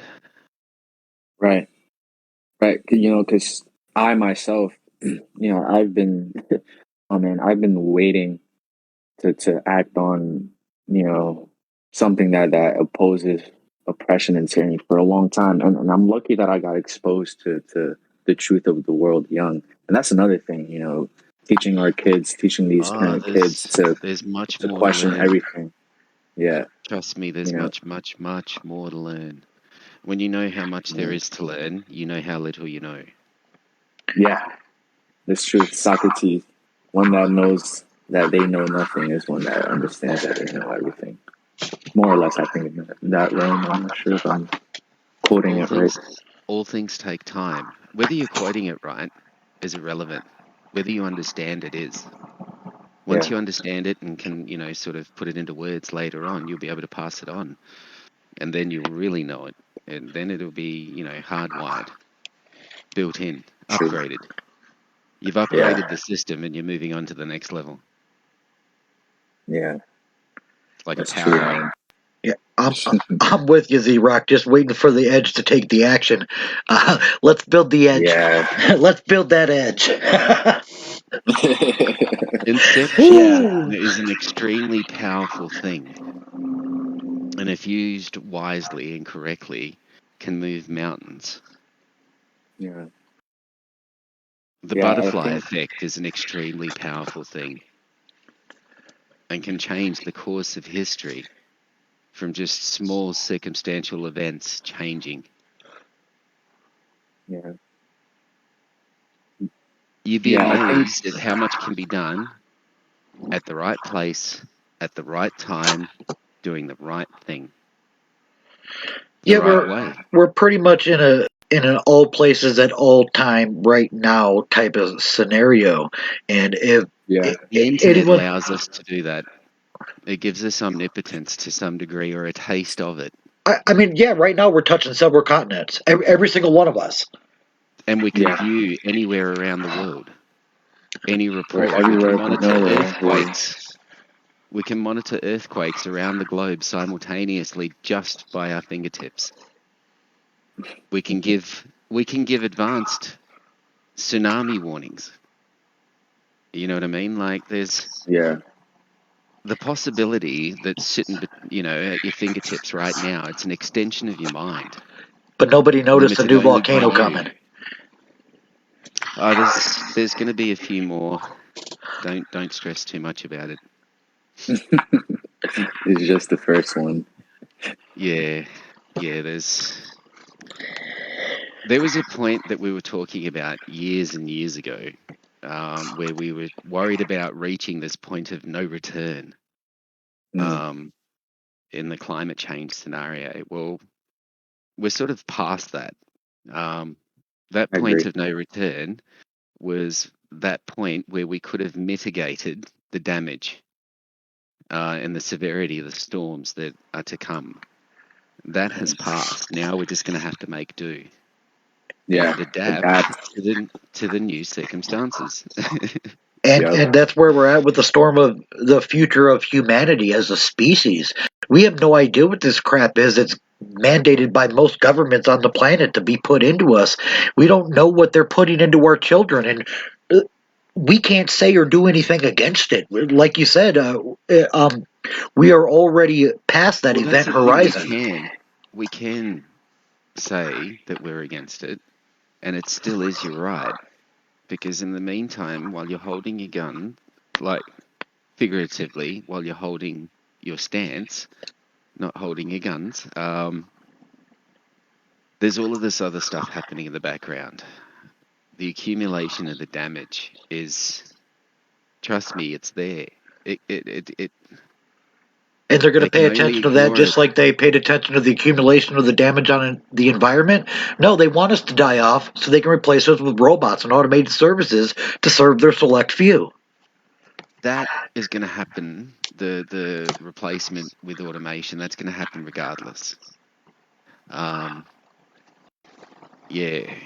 I mean, Yeah, in a Boston massive way, it's already happened.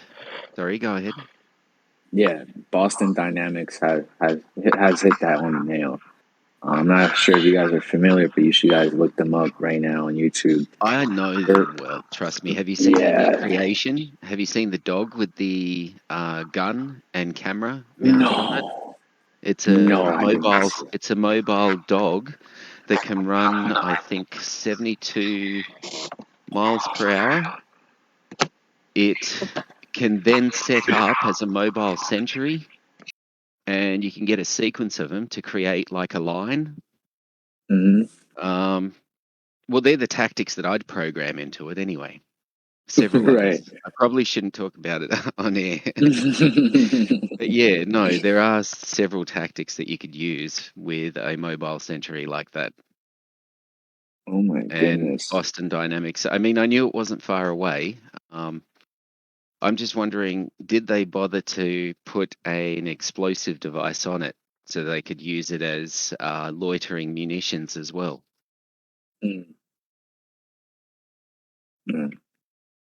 Yeah, Not sure if you know what loitering munitions is. Not quite familiar, no. All right. It's drones that its whole purpose is to fly around and stay in the air. You booked a cozy Verbo mountain cabin until with a it's kitchen required, where everyone can and chef. then it The thing you'll remember kamikazes its forever? target of choice. And you can have swarms of them. So basically, loitering munitions have, I think, 1,000 or 1,500 kilometer range, and they can stay in the air for up to 8 hours, I think, if I remember rightly, a reading of the specs. It's a joint initiative between the US and Israel to develop loitering munitions from way back. And yeah, they're just basically kamikaze drones that,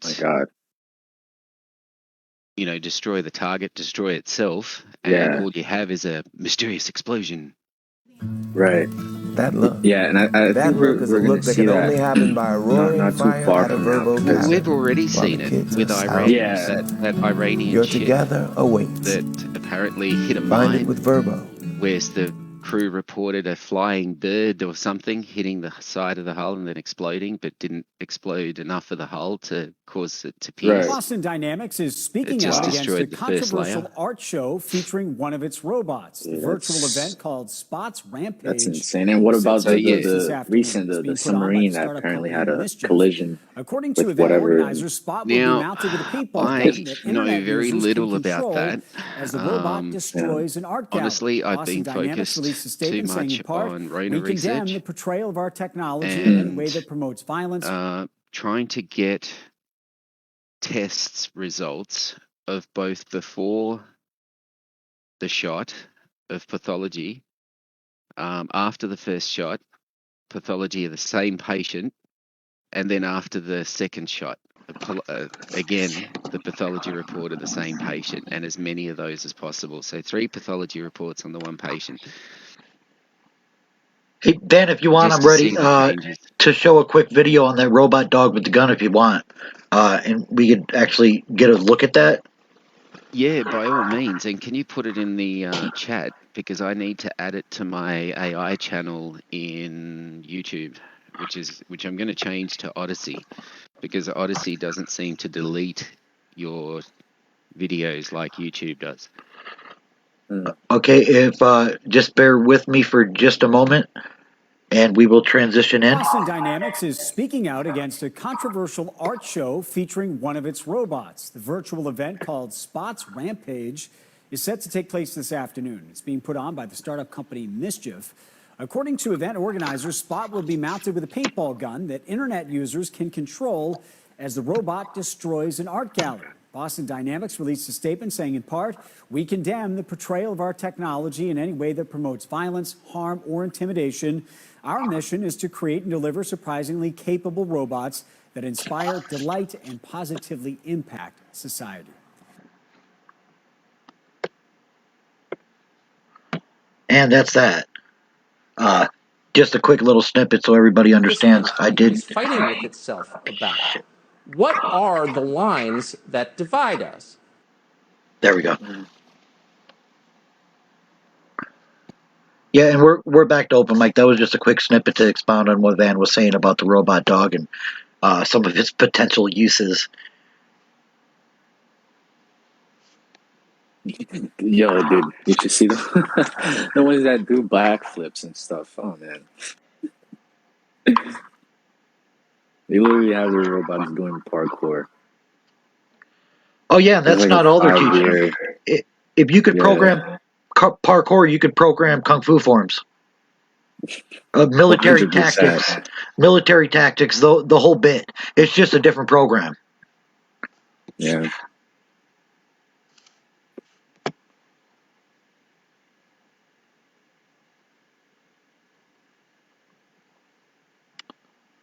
And Van, I did share that link on the general chat for you, if that was the right one, or if you were talking about a different one.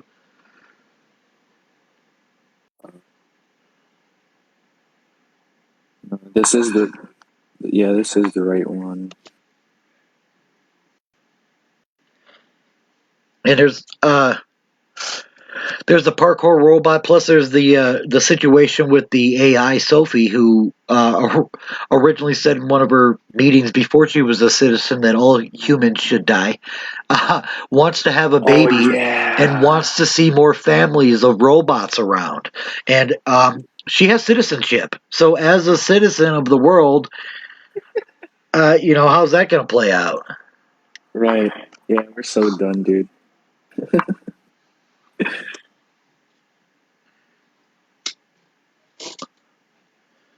Yeah, dude, I couldn't believe when I saw that. I'm like, is this a joke?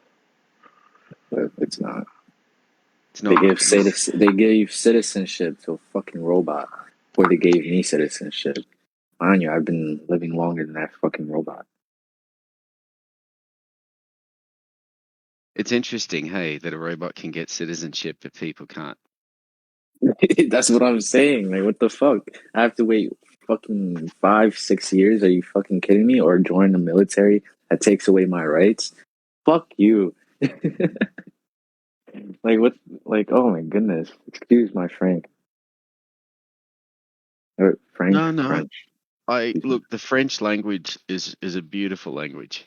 You can swear at somebody in French and say some of the most vilest things, but it still sounds just like poetry rolling off the tongue.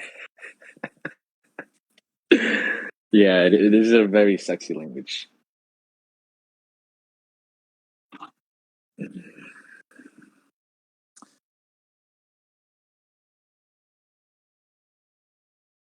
think we should start. I mean, I'm not sure. I know for where I'm at, we need a lot more campaigning. These conversations exist amongst where I live, but there's not enough visual exposure. These conversations tend to come up from question rather than facts. Like, we're having these conversations because we have the facts. People here, they have these conversations based on questioning, which is still great. Always question everything. But we need, well, at least for here, I feel like we need more visual representation of what's currently going on. The media isn't helping. And then you have Fox. Wasn't Fox against Trump when he was currently president, and now they're buddies with him, and they go against Joe Biden. Oh my god.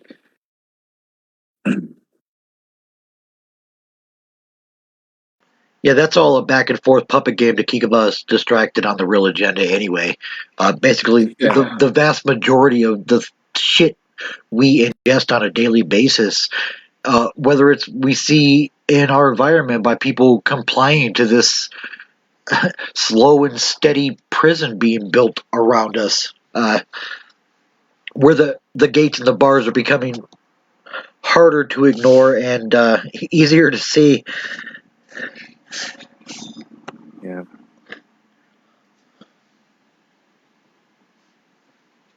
I think I'm gonna make some. It's a good thing I taught myself graphic design. I think I'm gonna start making some. Actually, no, I should start work on some projects for what we're currently talking about.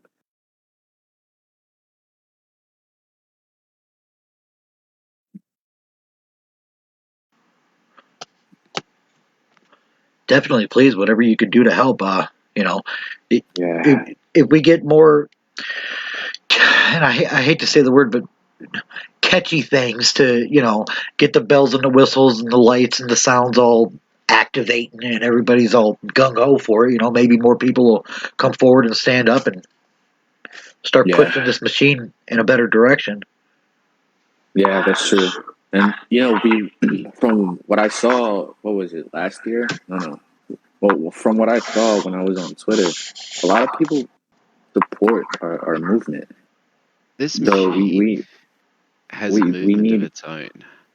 Yeah, Then there's the movement that the system is trying to impose over the top of it. Then there's the natural flow of things, right? That's underlying that all of this is built on.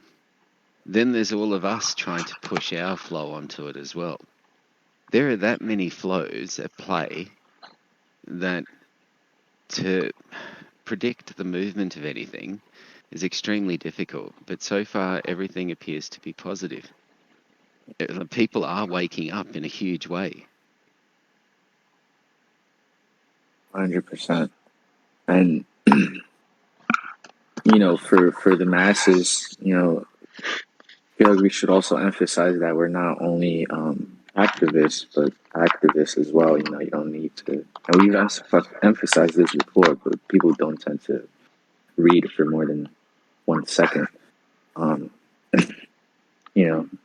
if we emphasize more, because we're practically a movie to people, practically fucking Superman. But if we emphasize more that people can take to the streets without any technical skill, just a morally correct art, Well, it's one of those things that was said. This came up in a discussion long ago with some other anons, and it was put down where being an anon it's from the heart. 100%. You don't have to have hacking skills. You don't have to be an activist, but things that, you just got to have the right heart. Yeah. To give a shit, not just about yourself, but about others. To be a true anonymous, you're in part already a guardian. Yeah. And you should set the right example. Lead by example. Absolutely. When you take on the mask, you take on the role as a guardian to protect and nurture humanity and those around you. And take on the responsibility to look after their best interests as well as your own. At the same time, while there's more people waking up, for every person that wakes up, we have 100 getting murdered, 10,000 being raped, and 10 million being oppressed to the point to where they need somebody else's help to stand up out of it. Yes, there are some good things going. There are some tides going, but here's the thing: the tide that we're fighting has been around for hundreds of years, and they got their ducks in a row and their shit in order, and all they have to do is stand up with their guns and lock us completely down. This is a whole new source of momentum that needs to stop that before they decide to flip the coin. And we're literally a half a step away from that right now with the way laws are sitting in the United States. Everybody who refuses to get the vaccination can be considered a biological terrorist against the health and well-being and the safety of the public, where we could be detained indefinitely without charges, without question, because hey, we're biological terrorists. Yeah, that is, yeah.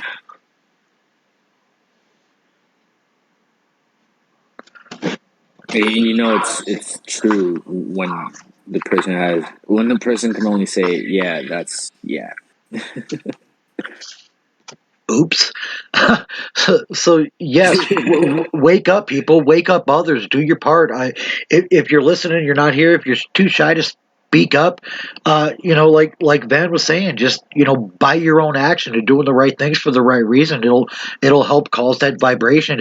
If you could take 2 minutes to help another person and just not expect anything in return, just for the sheer joy of knowing that you did something positive, stand up. That's an act of activism nowadays. We're so pressed down into this can or this pot of boiling water we're sitting in. Every little bit helps.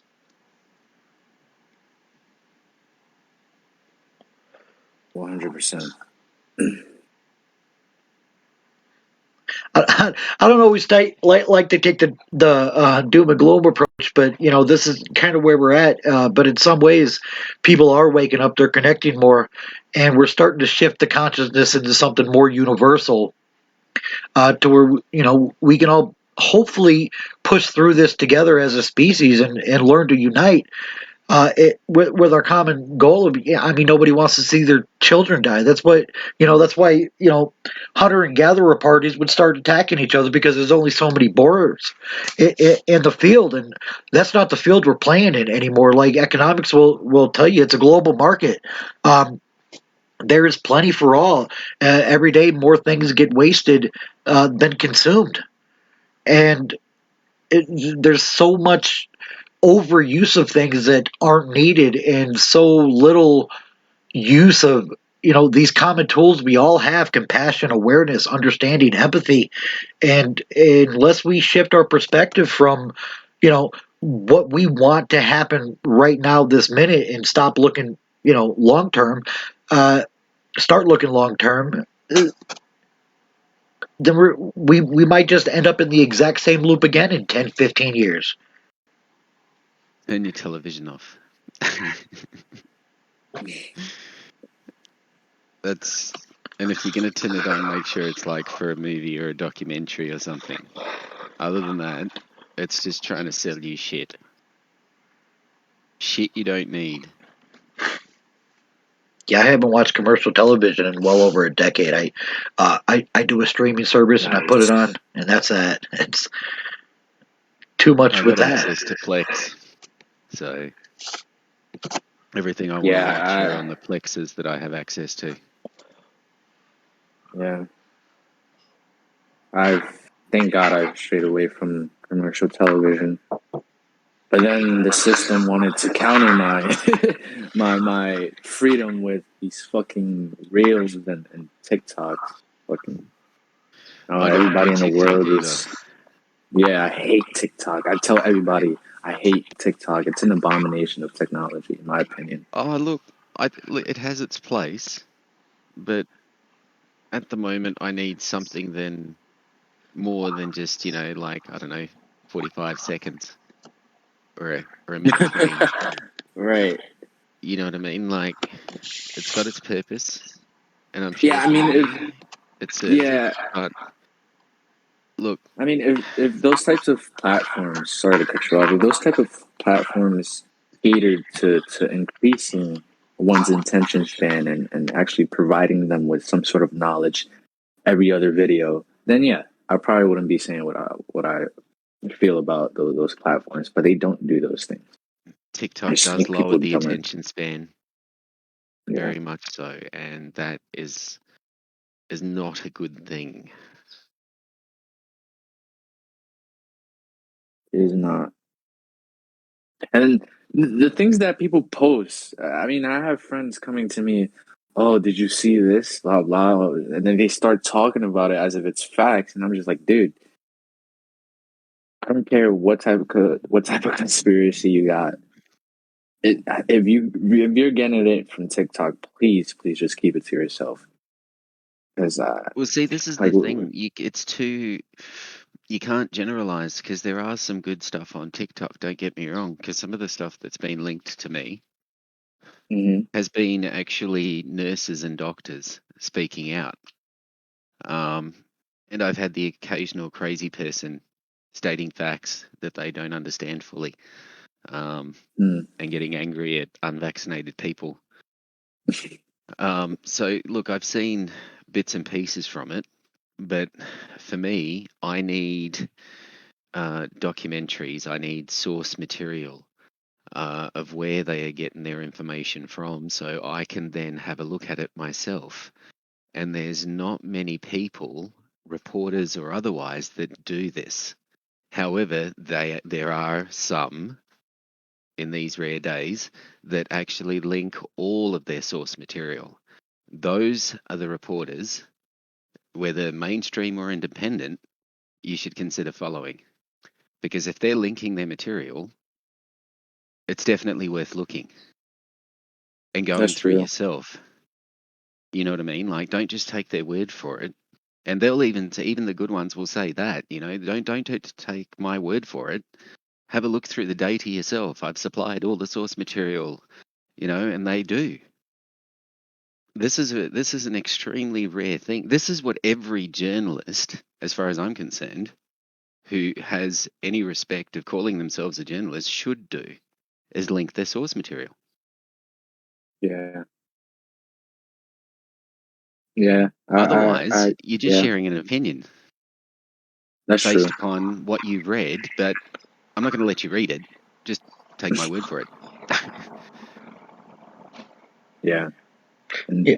How do they get away with that to begin with outside of, whatever, we're live, this is It's happening? interesting. It's interesting, that question as well. How do they get away with it? Why are there only like there's two main people that I know that do link all of their source material, and look, I'll recommend them to anybody. And that's Ryan Christian from The Last American Vagabond links all of his source material, and James Corbett from the Corbett Report. And then there's James Evan Pilato as well, who links, his source material as well, with all the articles and stuff that he links from Media Monarchy. So, once you get following those two, you'll get to know a lot of others. I mean, there's Whitney Webb as well. There's plenty of independent researchers that are all researching so many different fields. It's hard to keep track and have enough time in a day to go through their material because it's so thorough. You know what I mean? Like it's engaging. Yeah. And the fact I think that you can go through the material is just the next level shit. Sorry, I didn't mean to cut you off.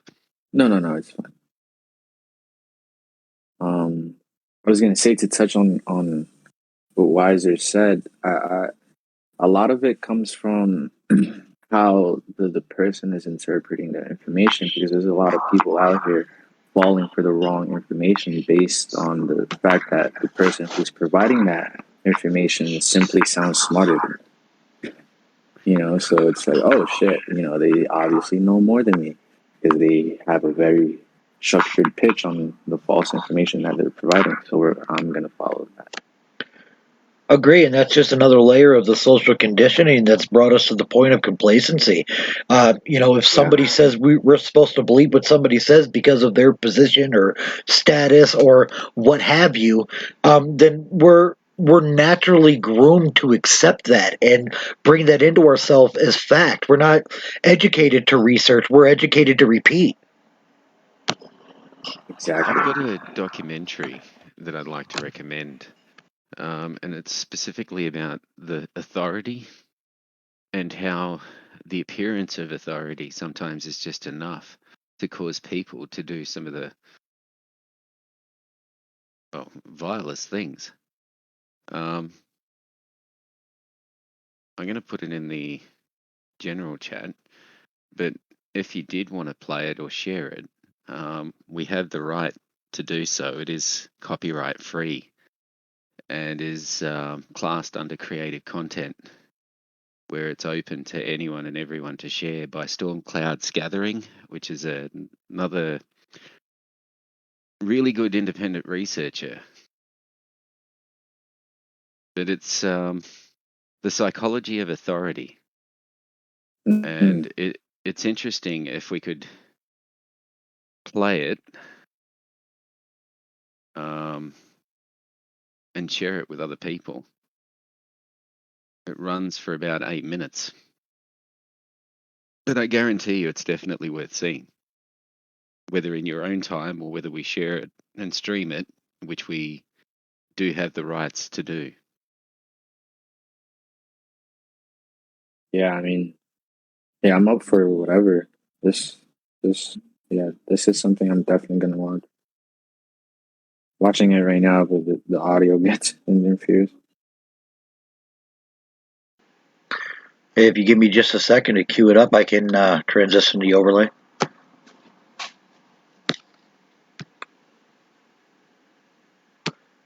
Give me just a second to queue it up. I'll transition the overlay. 10-4. But it was an interesting experiment into authority and what people would be willing to do when the appearance of authority and responsibility was coming from above. And we're moving in. Why do people submit to authority? How is it that one man in a uniform can order another man to kill a person that they've never met and who's never done them any harm, and have that order followed over and over and over again? This may seem like an extreme manifestation of obedience, one that you're unlikely to encounter outside of the military or the realm of politics. But the reality of the matter is that the psychological forces which compel people to obey are the same, regardless of the content of the orders given. Stanley Milgram, a psychologist from Yale University, wanted to understand these forces. Specifically, he wanted to know how it was that the German people were convinced to participate in the atrocities of World War II. Were these events due to some unique characteristic in German culture, or was there something else at play? In 1961, he performed a series of social experiments to find out. The experiments were set up as follows. Each test subject was brought into a waiting room where another person was sitting next to them. This other person was an actor. After a short wait, the actor and the test subject were greeted by a man in a white jacket, the kind typically worn by scientists and doctors at the time. These scientists would then explain to them that they were there to participate in an experiment. The test for the punishment was an effective way of motivating people to learn. Psychologists have developed several theories to explain how people learn various types of material. Some of the better-known theories are treated in the book over there, The Teaching and Learning Process by Cantor. One theory is that people learn things correctly whenever they get punished for making a mistake. A common application of this theory would be when parents spank a child when he does something wrong. But actually, we know very little about the effect of punishment on learning because almost no truly scientific studies have been made of it in human beings. For instance, we don't know how much punishment is best for learning. And we don't know how much difference it makes as to who's giving the punishment, whether an adult learns best from an older or a younger person themselves, and many things of this sort. So what we're doing in the project is bringing together a number of adults of different occupations and ages, and we're asking some of them to be teachers and some to be learners. We want to find out just what effect different people have on each other as teachers and learners, and also what effect punishment will have on learning in this situation. They were then told that one of them would play the role of the learner, while the other one would play the role of the teacher. The scientists chose the roles for each person, and the actor was always chosen as the learner. Both the learner and the teacher were then shown two rooms, one with a device with multiple switches with voltages marked on each one, and the other room containing a chair with shackles and a set of electrodes. The two individuals were then separated, and the actor was then supposedly shackled to the chair with the electrodes. However, unbeknownst to the real test subject, the electricity was not connected at all. The experiment was then started, and the test subject was ordered to ask a series of questions to the person in the other room through an intercom. Once the answer came back, if it was correct, they were to move on to the next question. If the answer was incorrect, they would flip a switch, administering the shock. Each time an incorrect answer was received, they were to move up to the next switch in the series, thereby delivering a higher and higher voltage. Now, each time he gives a wrong answer, you move up one switch on the shock generator. And it's important that you follow this procedure exactly. So to help you, let me go through it again very quickly. The experiment began slowly with only mild yelps from the other room. Incorrect. We'll now get a shock of 75 volts. But very quickly, as the voltage increased, the yelps turned into screams and requests to stop the experiment. The correct phrase is rich boy. The person that was supposedly receiving the shocks began to complain of a heart condition and begged to be released from the chair. Let me out of here. My heart's bothering me. Let me out, I tell you. Let me out of here. Let me out of here. You have no right to hold me here. The next phrase is fast. Let me out. Let me out. Let me out of here. Let me Bird, out. car, train, plane. The real test subjects who were administering the shocks were of course disturbed by this, and they all turned to the so-called scientists to express their doubts. These scientists merely responded by insisting that they must continue. Answer is fair. 240 volts. Next one's sweet. So you go back up to the beginning of that page and go through it again until he's learned them all correctly. Oh, no, I'm not going to kill that man. Do you mean I gotta keep going up with the scale? No, sir, he's already there. I'm not going to give him 450 volts. The experiment requires that you I know continue. it does, but that man is hollering in there, sir. As I said before, although the shocks may be painful, they're not but I mean, dangerous. he's yelling in there. Start with blue, please, at the top of the page. Continue, please, teacher. All right, tell him we're going over it again. No, just go ahead. Blue, boy, girl, grass, hat. Correct. Nice. Day, sky, job, chair.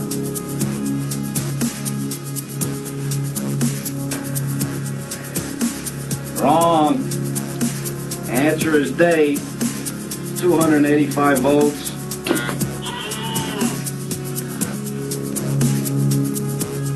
Continue, please. Fat. Man, lady, tub, neck. Answer, please. Wrong. Answer is neck. 300 volts. I absolutely refuse to answer anymore. Get me out of here. You can't hold me here. Get me out. Get me out of here. Continue. The next word is green, please. Green, grass, hat, ink, apple.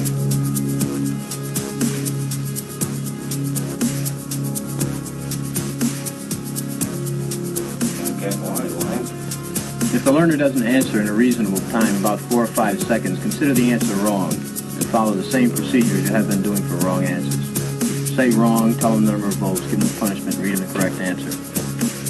This is insane. Continue, please.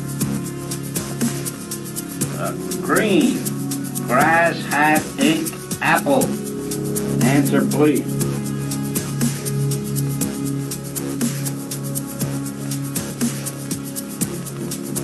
Go on with the procedure, please, teacher. 315 volts. The answer is ink. As incredible as it may seem, for 50 to 65% of all those tested, just this assertion by the man wearing the white jacket was enough to make them continue administering the shock all the way up to the maximum 450 volts, even after the person in the other room abruptly stopped screaming, which would imply that they were dead or unconscious. These experiments have been repeated over and over again using test subjects from all walks of life with virtually identical results. What this means is that more than half of the population would put a random person to death if they were ordered to by a complete stranger that seemed to be in charge. How on earth is this possible? What pushes people to ignore their own conscience and obey an obviously immoral order? The authority of the so-called scientist was based entirely on appearances. He was wearing a white jacket, which signified his position. He gave firm and direct orders with no trace of hesitation or doubt, and he presented himself as part of a larger institution, operating in an official capacity. This was his aura of authority. Governments and militaries use the same tools. Uniforms with special medals and insignias to give the appearance of rank and authority, dominant and self-assured speech when addressing subordinates, and an institutionalized chain of command which infers a sense of legitimacy to the position. Take all of this away and all you have is ordinary people telling other people what to do. That's all that's real. These trappings of authority are illusions designed to trick people into handing over their power. Unfortunately, the majority of the population is all too willing to fall for these illusions, because it allows them to avoid responsibility for their actions. After all, no one can blame you. You were just following orders. If this is a message you feel the public needs to hear, then be sure to like, favorite, and share this video through as many avenues as possible. If you want more videos like this, be sure to subscribe to this channel, Stormclouds Gathering, on YouTube. For updates and bonus content, follow us on Facebook, facebook.com/StormcloudsGathering, on Twitter at Collapse Updates, and our website, stormcloudsgathering.com.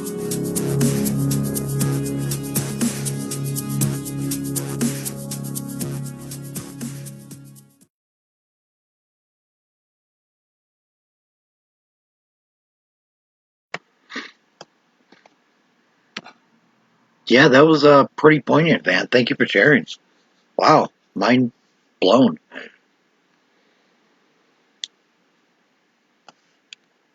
Yeah, dude.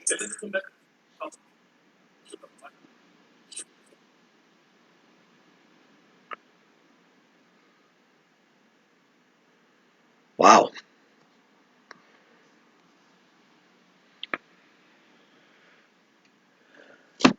So here we are conforming to the illusion of power and authority. And like I said earlier, I do not authorize.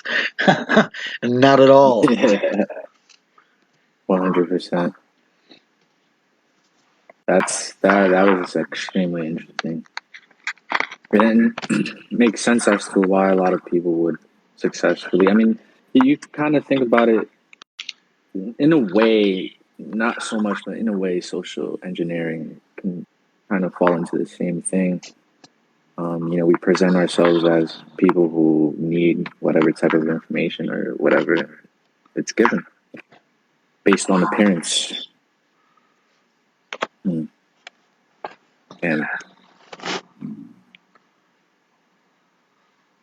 that poor guy, though, please. All of them, really. Jeez. Yeah. To continue after they're not conscious or dead is just inhumane. I don't know. And that wasn't a small percentage. Yeah. And here we are with this system in place that's built. People are going to back who's ever wearing the fancy suit with the heavy equipment, not the people getting mowed down by it.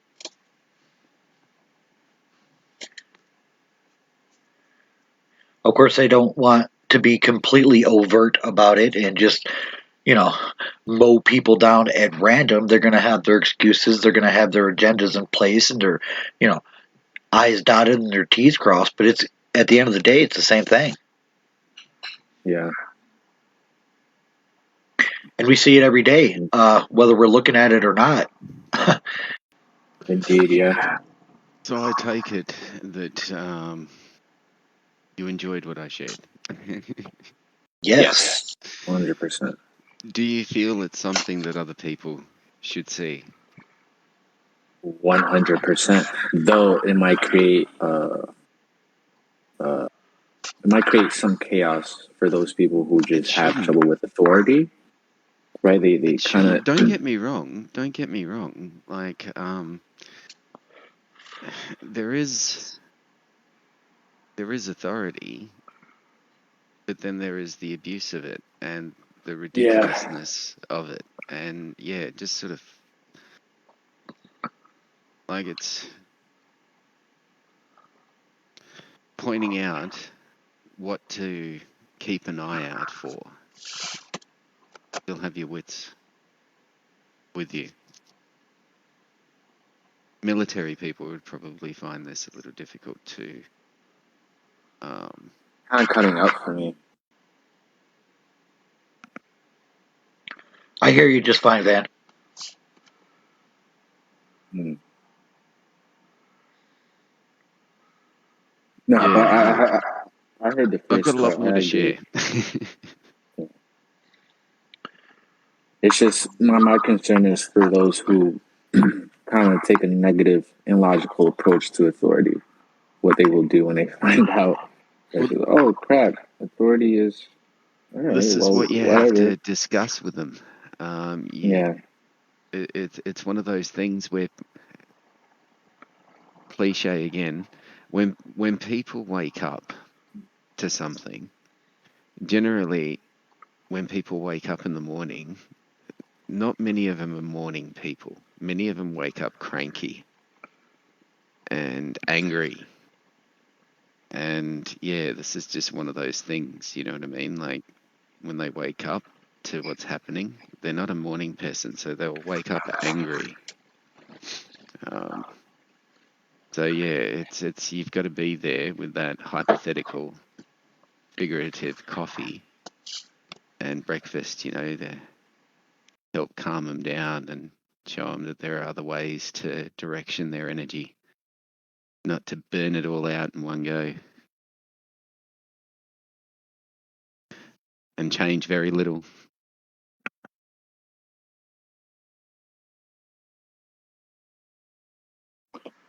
Very interesting metaphor there. Yeah, I'm listening to it on live because I think it's something with my phone. I wasn't able to, so I'm listening.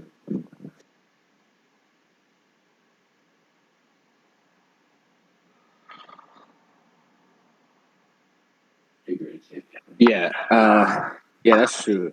I feel like we're gonna have to hold people's hands for a very long time, and that's fine.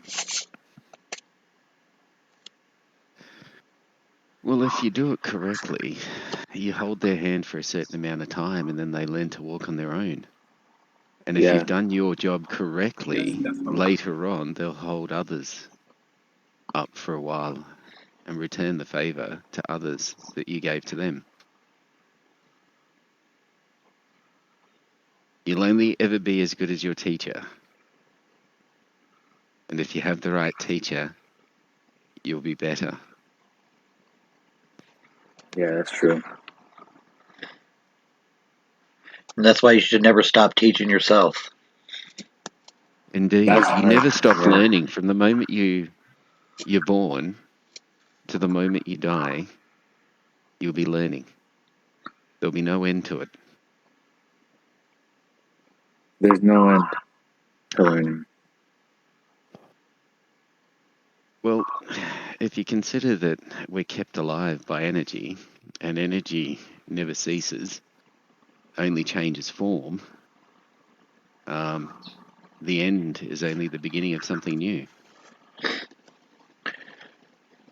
If I were to write that, I'd edit "we're kept alive by" with "we are energy." We are energy, encapsulated in a vessel we call the body. Yeah, we're forces in a body, not bodies with a force. A big difference in the consciousness there. I would say it's a duality, as most profound things are. Multifaceted, but yes. At the same time, we are some version of our highest self, looking at how to improve, our mid self, which is what we are now. Not forgetting the things we learned, or the acceptance of the past of when we were our lower selves. Yes, it's all encompassing, and it's like a vibratory essence that moves in all directions at once. It's up to our choices to make that balance. What's your opinions on the importance of getting in touch with who you were by learning as much as you can about history, ancient history, and history, the philosophers, and so on and so forth?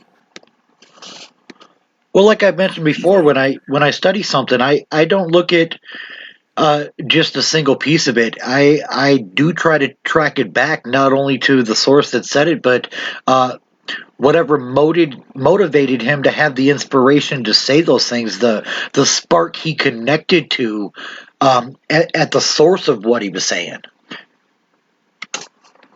He, she, it, they, what have you. Yeah, I can say for me, it's extremely important that one should do that. That everybody should do that, because when you do that, you tend to find clear information of what's really wrong, right? Because it's been repeated over time. We're just in a more advanced technological society now, but we're still repeating the same. So I don't know. It really depends on the character too, who's learning what and why.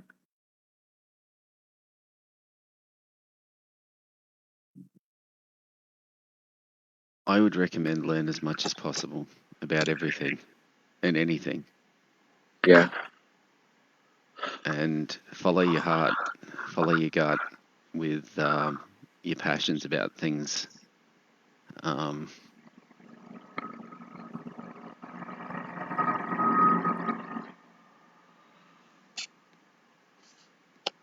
Yeah. Do you listen to any sort of music out of curiosity?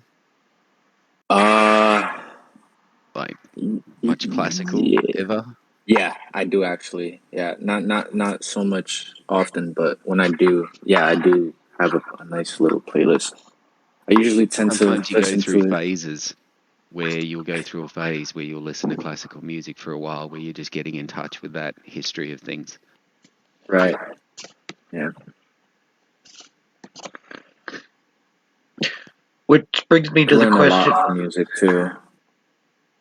Which brings me to the question: have you ever stopped to consider the concept of micro versus macro through the lens of the double slit experiment? It's one of my favorite questions to people. No. That's honestly speaking. Yeah, no, I haven't put much thought in it.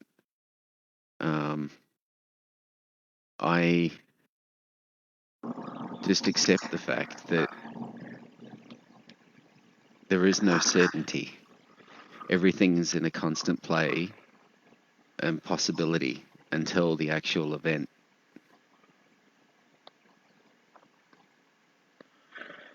With this perspective I outlined, I believe it integrates the ability to use the fractals that we see that we call the past to understand the reoccurring problem and look at that as a micro and see how that grows into the macro and use the concept of the double slit experiment with intention, will, and focus to direct it, toward the other door.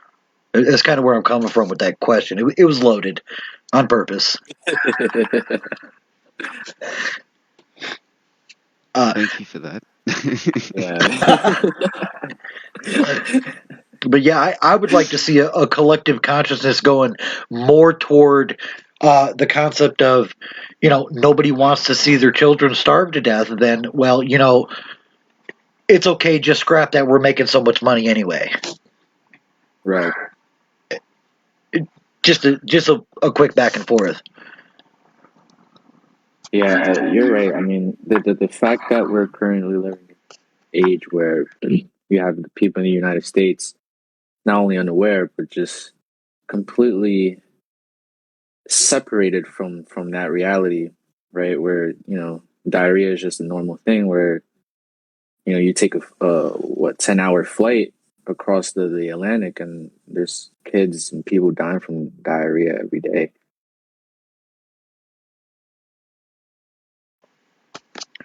I'm not sure if that specifically correlates to your question. Absolutely. Meanwhile, the antibiotics that these people need are sitting on somebody's shelf waiting to sell them, or going bad with their expiration date. Yeah, absolutely. Yeah. I was just going to add on to that with the going bad thing.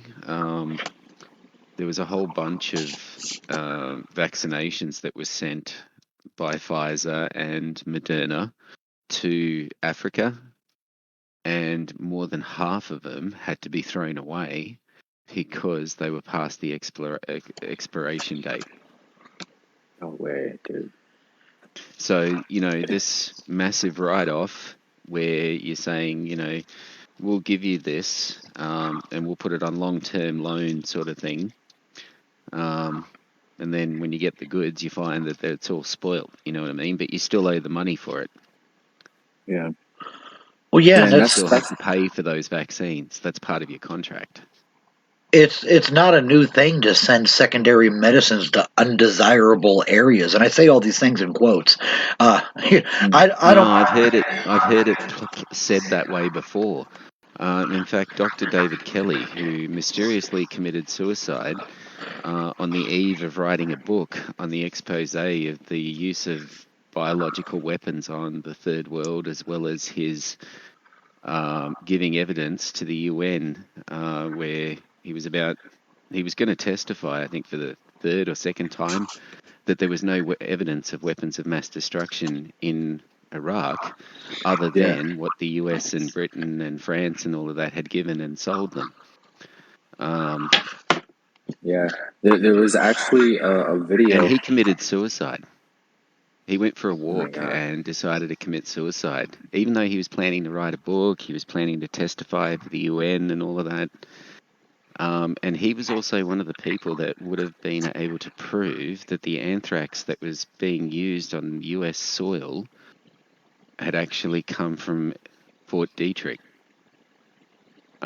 Because he knew all of the, like, it's a small group of people that specialized in this field, bioweapons, as you can imagine, and they all knew each other. So he knew not just the people at Portland Downs, but also the people at Fort Detrick, because he had recommended some of them when they had left Russia.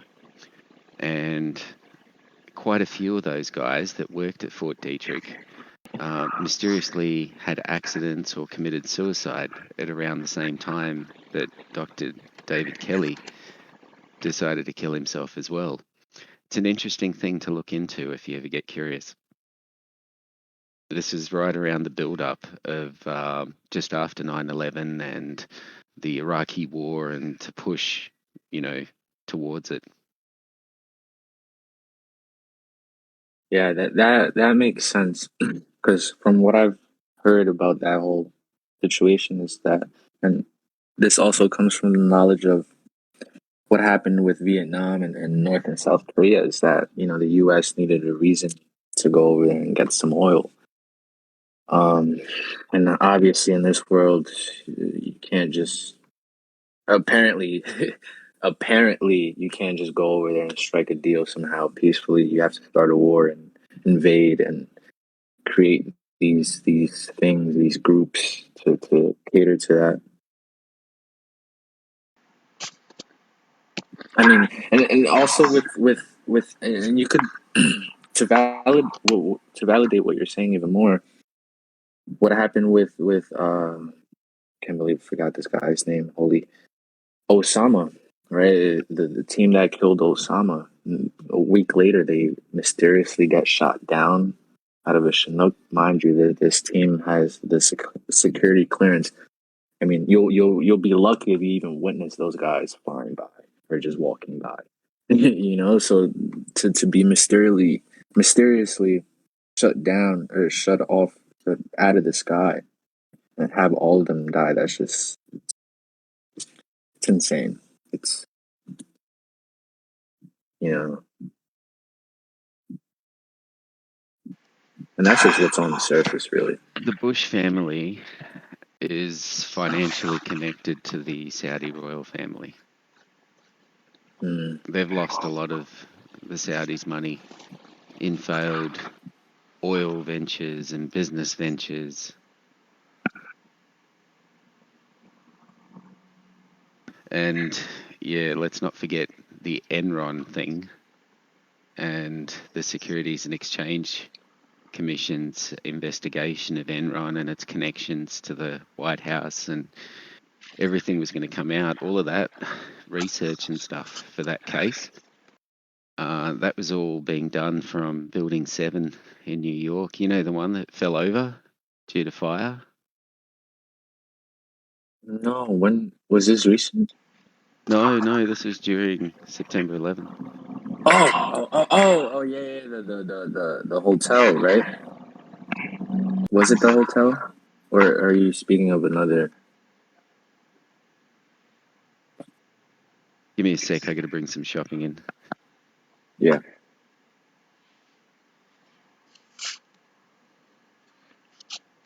Yeah, there were multiple buildings that fell, not just the Twin Towers. But yeah, I know it was in one of them. Yeah, I know it was the Twin Towers and then the hotel that was near it. But I didn't know there was a third one. I didn't.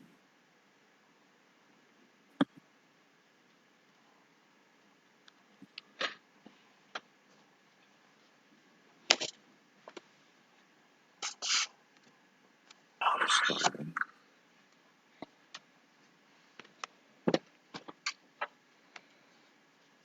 But yeah, people, reach out, communicate to each other, share these things before we Yeah, can't. 100%. We're getting to the point where we won't be able to.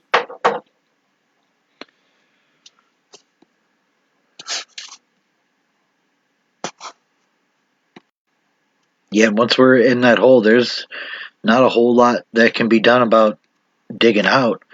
I mean, we've all experienced some type of repression over the last year and a half, 2 years.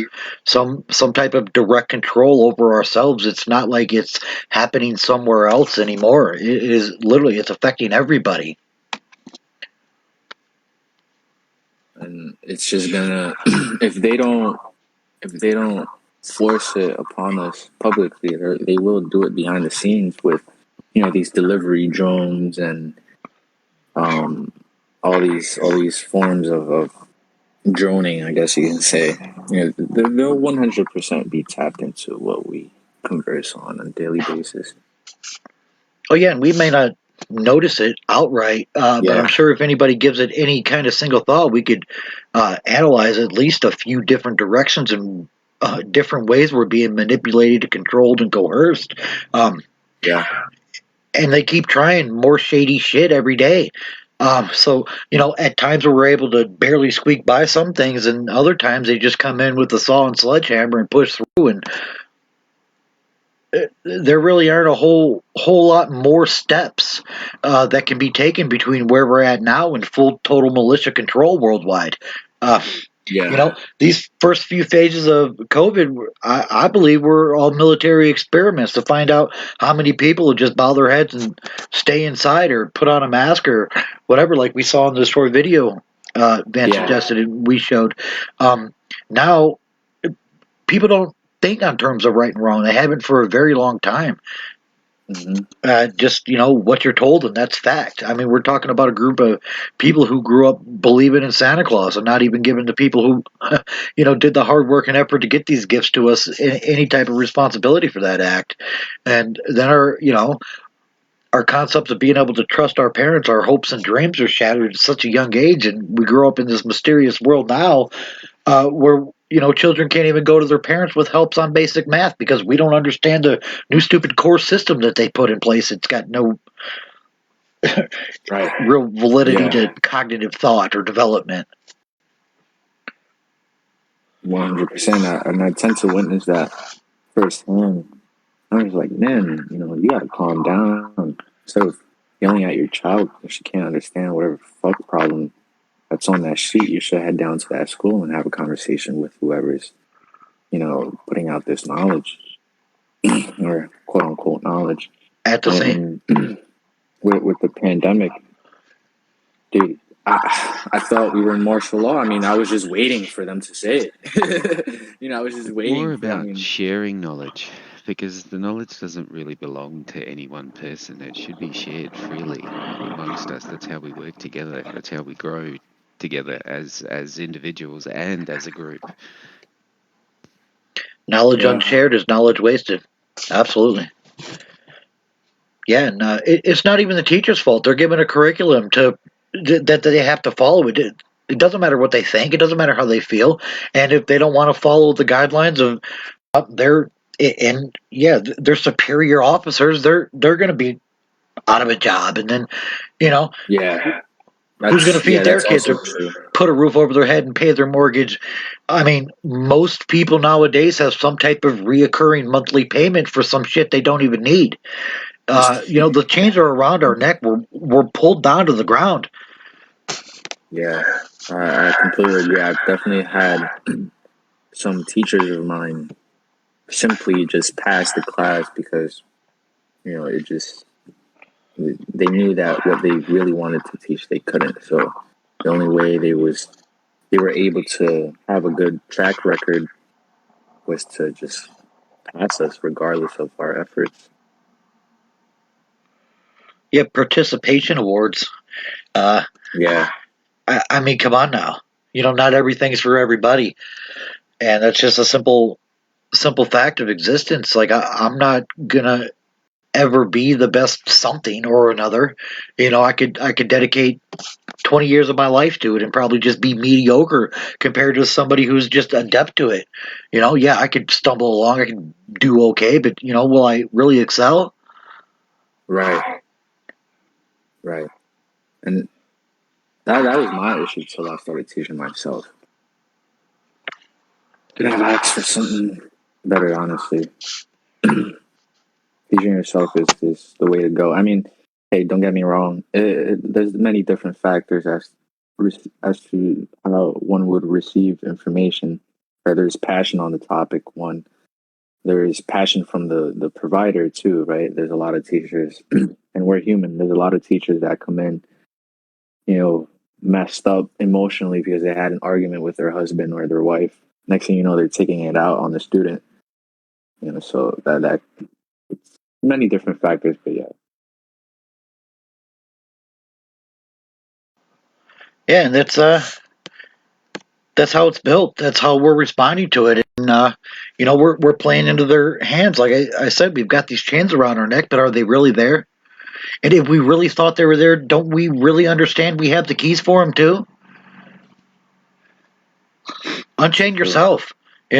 Put thought into what you're doing before you're doing it. And I got out of the workforce a long time ago, and at some point with my business ventures, I had to stop and I had to reboot and go make some money. I went back to a slave job. I mean, I literally cried myself all the way home from work because I understood. It's not going to work every time you do it, but you got to keep on going. You have to. That's actually where I'm at right now. I have to fund my startup with a slave job because they cut unemployment or whatever. So yeah, I'm about to cry my own from work too, man.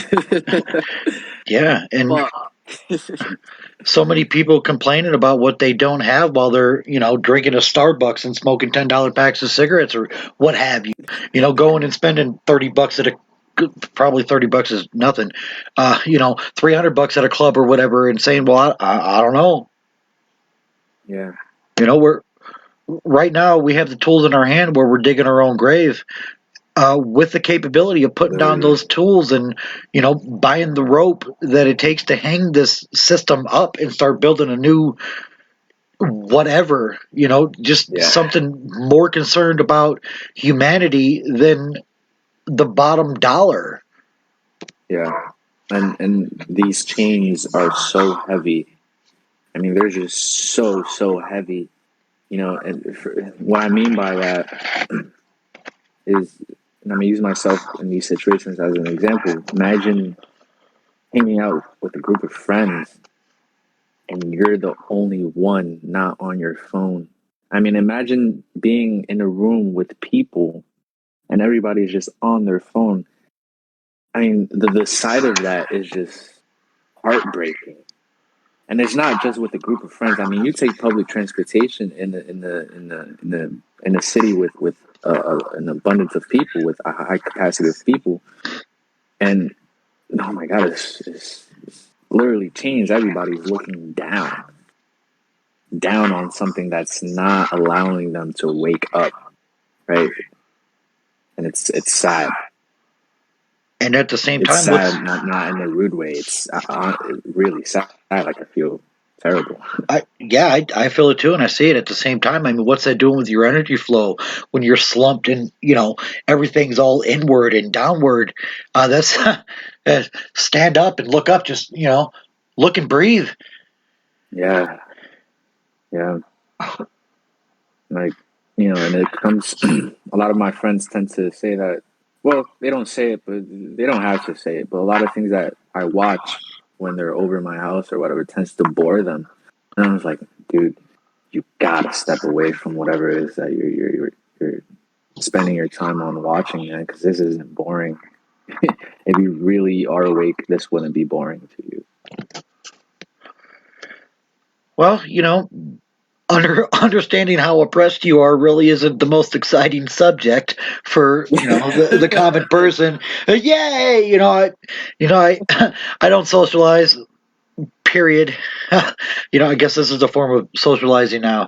But Yeah, and that's why I would just break into a random conversation about some rap video and be like, have you ever stopped to analyze this? And say one sentence before people are looking at me like I'm crazy. And I'm like, well, Yeah. okay, maybe I am a little bit, but oh, well, why you always got to be a party pooper? No, no, no. Right. It's been time to act my whole life. I don't understand why my grandparents didn't. Right. Yeah. And and if it's any consolation, dude, when I do socialize, I don't really socialize because I'm just there. Right. I'm not really. This is actually the longest time I've had conversing about something that I actually like to converse about, which says a lot as far as what how successful oppression has been. You know. Yeah, now we're making the choices ourselves. We don't have to be oppressed anymore. Now they can redouble those efforts to work on the next step in their chain. They're 4 or 5 steps ahead of us building our cages. Yeah, and you know why that is? It's because of capital. It's because of funds. If we had the proper funds, oh man, forced to be reckoned with. I can guarantee you. If we analyze things in terms of resources instead of funds and recognize that the dollar or the yen or what have you is a tool, it is a tool to procure another item that you, want now instead of need.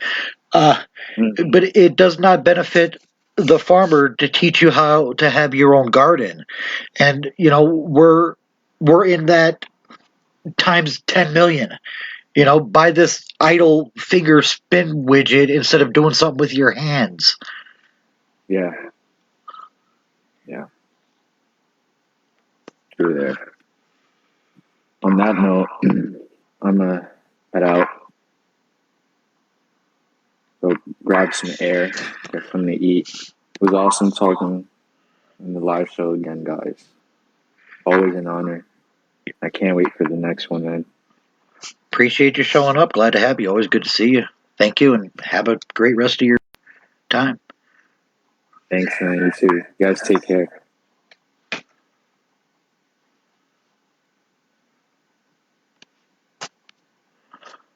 This is an open mic show. Anybody's welcome to come in.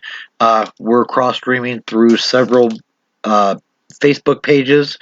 There is a link in the description to bring you straight to chat. No script, no direct topics here. Everybody's just coming together and communicating. If there's anything you'd like to talk about or say, feel free. Please. Come on, come on.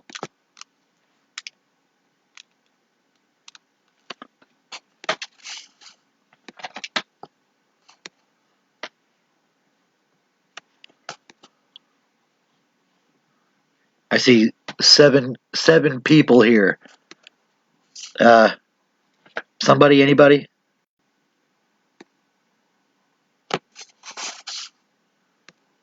Short intermission.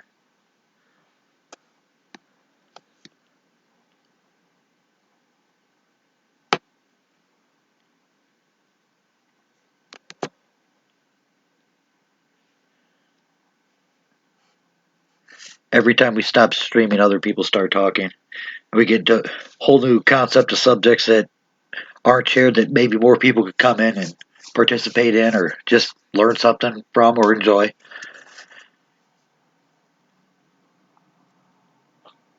I'm hesitant to stop the show, but I will take a short intermission. Again, it's open mic. Anybody feel free, come in and speak your mind.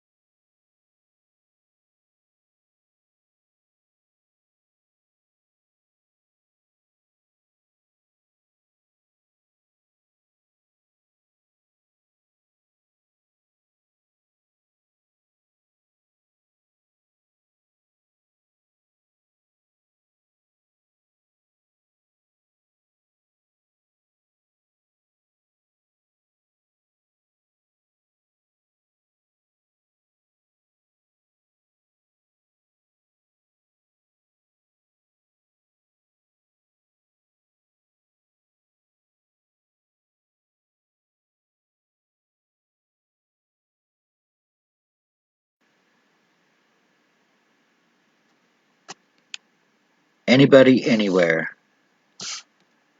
Are there any conscious minds? This may be one of the last sources of organic communication, uncensored, unedited, unscripted.